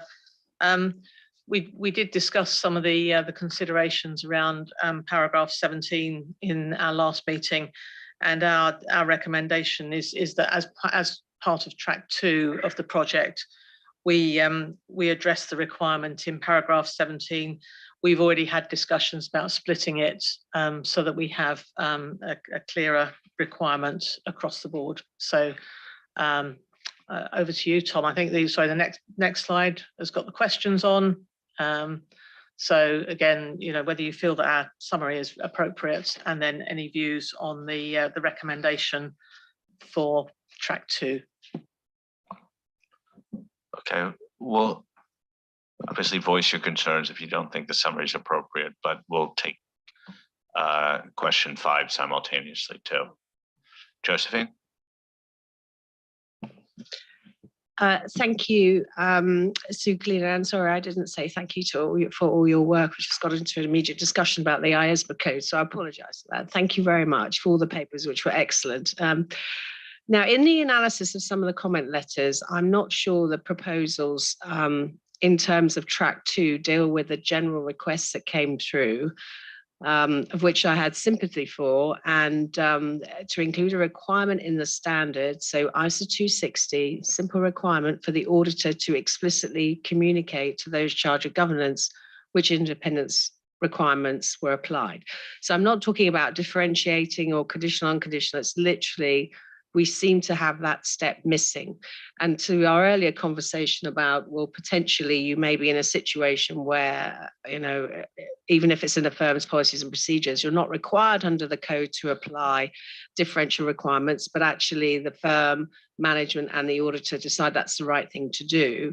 There's no way there, there's no mechanism there to have that conversation. So I did think that, and admittedly it was CAOB as well, and the Canadian Auditing and Assurance Standards Board made that point. And so I felt like that, I can't imagine that's not the case anyway. And I felt that if we had that requirement, then that actually might help with attaching some of the application material we have in terms of these discussions and in terms of differential requirements being applied. And that might be a much neater way to deal with that. And as I say, it doesn't need to be complicated. It would just be a 16A, it would be before 17. I'm not trying to muck about with 17 at this stage, because if you look at what we want to do in track 2, it still doesn't get us there. So I feel we've missed a trick there, and I thought that was quite a good idea. And I think IOSCO and IFIAR raised it as well. But other than that, I'm supportive of the way forward. Thank you. Okay, Ada? Thank you. So it's related to Josephine's comment as well, and I think our thoughts are a little bit along the same lines. But I was also thinking, well, do we really need to wait for track 2, and can't we make some changes now that work anyway? And I would actually, we tried to muck about with using your words with 17, where we would suggest that take the first bit out of 17, which says in the case of listed entities. So you would just start with the auditor shall communicate and keep A to be unconditional for all entities, and then start in the case of listed entities, and you have 1 and 2 under there, maybe as a segue to set us up for track 2. I was wondering whether that could be considered by the task force. Thank you. So if I'm getting this right, the reason why this could be a track 1 issue is actually what's being suggested is not a differential requirement in our standard, because it actually applies to all. It's a matter of just communicating what is de facto the case to those charged with governance. And so therefore it applies to all. And therefore it's not a question of enhance or differential requirements within our standards going forward. That's the logic, right? Okay. Anyone else have a view on that particular point? Eric? Yeah, as Josephine noted, the Canadian board was asking itself why it isn't appropriate to be a requirement at this stage, given it seems to be a fairly fundamental communication to have. Anyone else? I think that probably is, Sue, something you would have to consider at the task force level. But I actually, the logic makes sense that it's not a differential requirement from our perspective. Yeah, I guess I'd be interested to know if anybody has sort of particular concerns with that, because obviously if we come back with something in June and we've got people feeling uncomfortable with that, it would be good to know now. So the question is would anyone have a concern if you explored that option? And it's sort of one of those things that people may have a concern once they see the articulation, if I know how this works. But the question is, does the task force have encouragement to explore that option? Wendy? So Tom, I came in with, I was fine with deferring it to track 2, but listening to this discussion, I agree that the task force should explore it for paragraph 17. Or 16 or 16A or whatever it is. Whatever Like it is. the task force could noodle on it. Thanks. Okay, so I think you have instruction to explore enhancing 260. Okay, thank you. Next slide, please, Michelle. So we're now on to ISRE 2400 and the feedback there that we asked the question, and as a reminder, this is about informing our discussions for track 2. Kalina. Thanks, Sue. So for this question, we did receive mixed views. So what was coming up from the feedback is there were views who were supporting that the revisions should be undertaken as part of track 2. And the reasons there were that there needs to be consistency between what is in 700 and also that it is not appropriate not to go ahead with the revision because the compliance with the IAASB code would not be achieved since it applies also to reviews. There were also views that reviews of historical financial information are rare for PIs because such entities would also be ordinarily be subject to audit.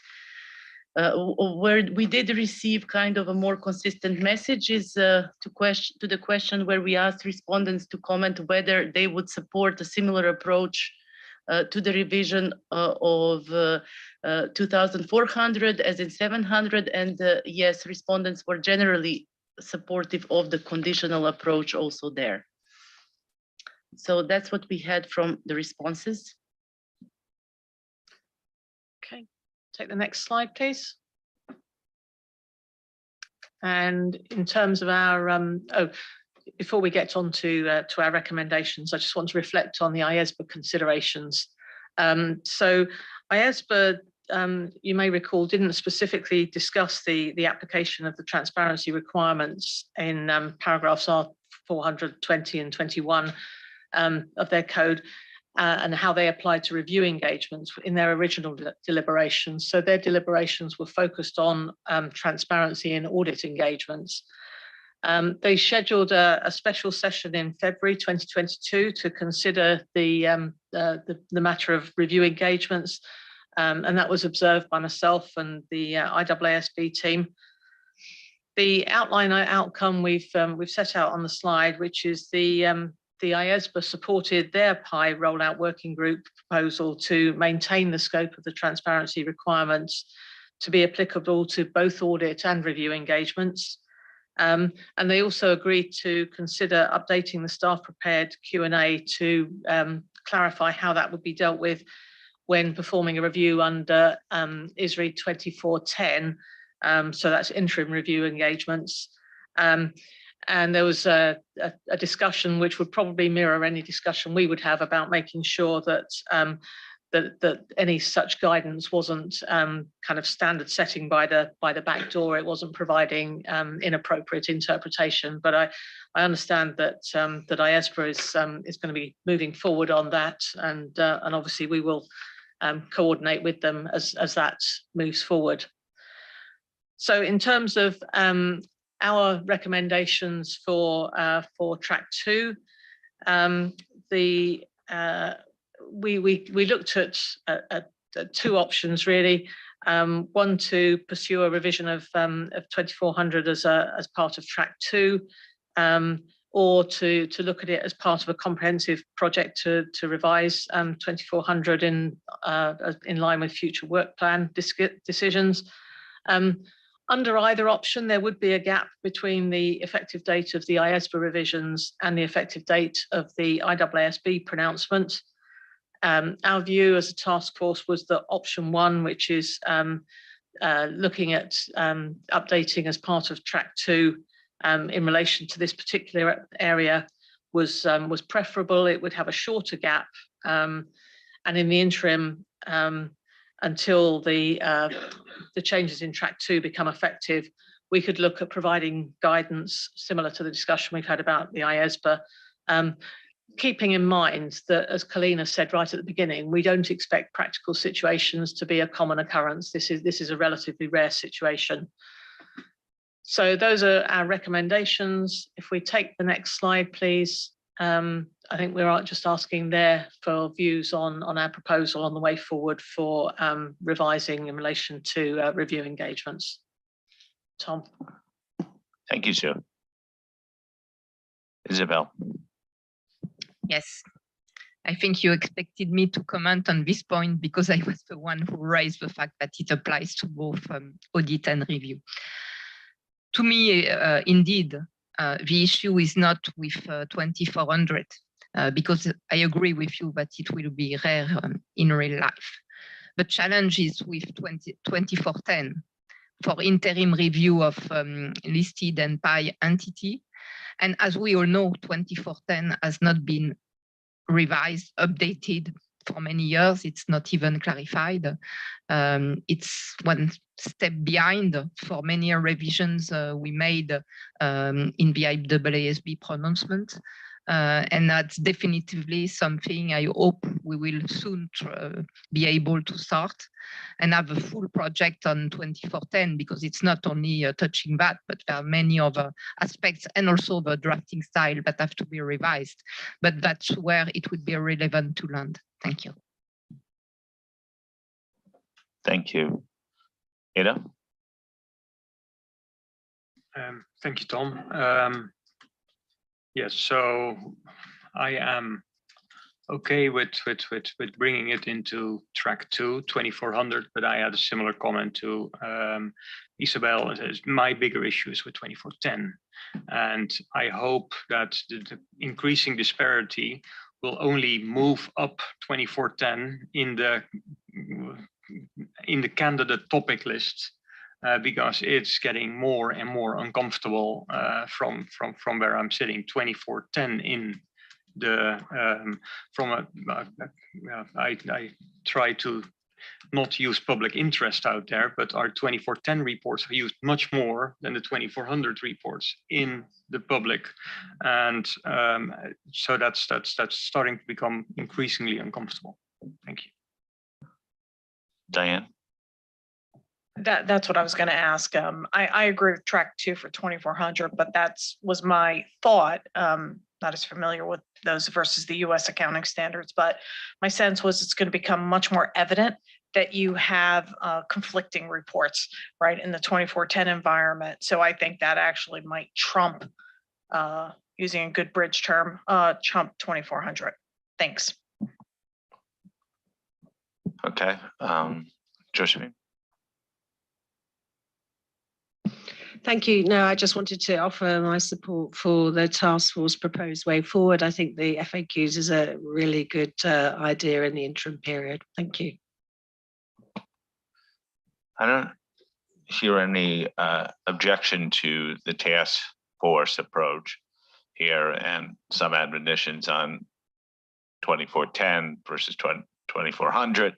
We remember we will be considering a future work plan as part of our strategy and work plan considerations soon enough as well. And the other thing to note is, as soon as we clear some projects off the agenda, we will have capacity to take on new projects too. So points well taken. So back to you. Thank you. Thanks for that feedback. And I entirely recognise the comments on 2410. So we'll see what the feedback is on the work plan, hopefully. Ada? So I'm not sure if it would be out of order if the task force would recommend this to the board as well, but that's. I think the board is getting multiple inputs in terms of its work plan considerations, but it is clearly absorbed by all of us around the table. So. Good, thank you. So, I mean, that covers all the detail that we had. I think the task force has some, has a good guidance to take away. We will work on it and obviously come back, hopefully for approval in June. We take the next slide. The way forward. This is slightly shorter than it was a couple of days ago because of the discussion we've had around, potential future timing of some projects. But our intention obviously is with track 1 to bring this back to you for approval in June. As you would expect, we will continue the collaboration with our IAASB, and it's been very valuable through staff and other collaboration, and we'll do that for both tracks, and then track 2 to be confirmed. But obviously we're hopefully looking at moving that forward over the next few months. I think, Tom, that's it from us. So thank you for the steer. Before we close this, Ada? So I've spoken a number of times during the session. I was entirely remiss in thanking the task force for their helpful papers in triggering the many questions and comments that I had. So thank you very much to the task force. Thank you, Ada. Andy, not to put you on the spot, but if you would like to say anything, you're more than welcome to. If not, it's also okay. No, thank you. Thank you for letting me observe. Okay. Thank you. Jim and Janine, any observations? Thanks, Tom. I don't have additional comments on this. Thanks. Thanks, Tom. Well, good discussion again on these important responses that were received. Overall, the proposals in the ED and primarily the requirement to use the auditor's report as the mechanism to achieve the public disclosure required by the code are in the public interest. An unconditional requirement could achieve greater consistency based on full transparency for users, particularly as ethical requirements for PIs vary across jurisdictions. But we also understand that there could be practical issues that should also be considered. In terms of the suggested process, it is a good way forward, I think, to have a follow-up discussion with the regulatory bodies that favor an unconditional requirement. And I welcome that the task force will consider including a requirement about communication to those charged with governance in relation to ISA 260, paragraph 17, about the applied ethical requirements, as it supports them in their decision-making about any non-audit services, for instance, and not to defer that to track 2. Thank you. Or maybe some last thing that is also, we also noted as presented by the task force that the IAASB will need to follow up on how to address situations where the auditor report's not publicly available, as the revisions envisaged by the IAASB will not address the requirements in the code to publicly disclose, but that was already clear from the start by the presentation of the task force, but we also noted that. Thank you. Okay, thank you very much. Okay, I think that ends our public business today. What we have left for tomorrow are the approval of the going concern ED. And we're going to come back with a few issues related to sustainability assurance, including this close to top 10 list. I don't know if we're aligning on 10, but I thought maybe I'd call upon Josephine to give any sort of preview of what you just received in your email box about the ED for going concern. And secondly, about the development of ISSA 5000. Okay, so yes, you should have now the updates to the standard and of course the conforming and consequential amendments. Kalina, Sally-Ann and I will be ready to answer any additional questions you might have from 8:30 tomorrow morning. So, and then I think there's it's 8:30 to 7 for reading time. So anything that you're still scratching your head about, please pop along and chat to us. And then not so much issues, but a couple of things to cover off on sustainability tomorrow, which will be the top 10. And making sure we've got those right. And the task force are going to be meeting any minute now, as it were, to go through those and make sure we've got those. We collectively agreed on those. And then we also need to just check with the board the way forward in terms of the standards development. And that's it. Thank you. Okay, one logistical question. We are scheduled to start at 10 a.m. tomorrow because we added some reading time. However, if people would like to start a little bit earlier to permit potential ease of travel, I'd be open to that as well. But I also want to ask the task force is what works best for them. We think the task force to be ready to answer questions. Okay. Let's stick to 10 a.m. then. We remember we only have going concern and sustainability. We've dealt with PI, which we had allocated 2 hours as well. We should be complete by lunch. And what we'll do right now is close the session so we could close the broadcast. Just a logistical note. Okay, it's off. Okay, in terms of the sustainability task force, I think you're going to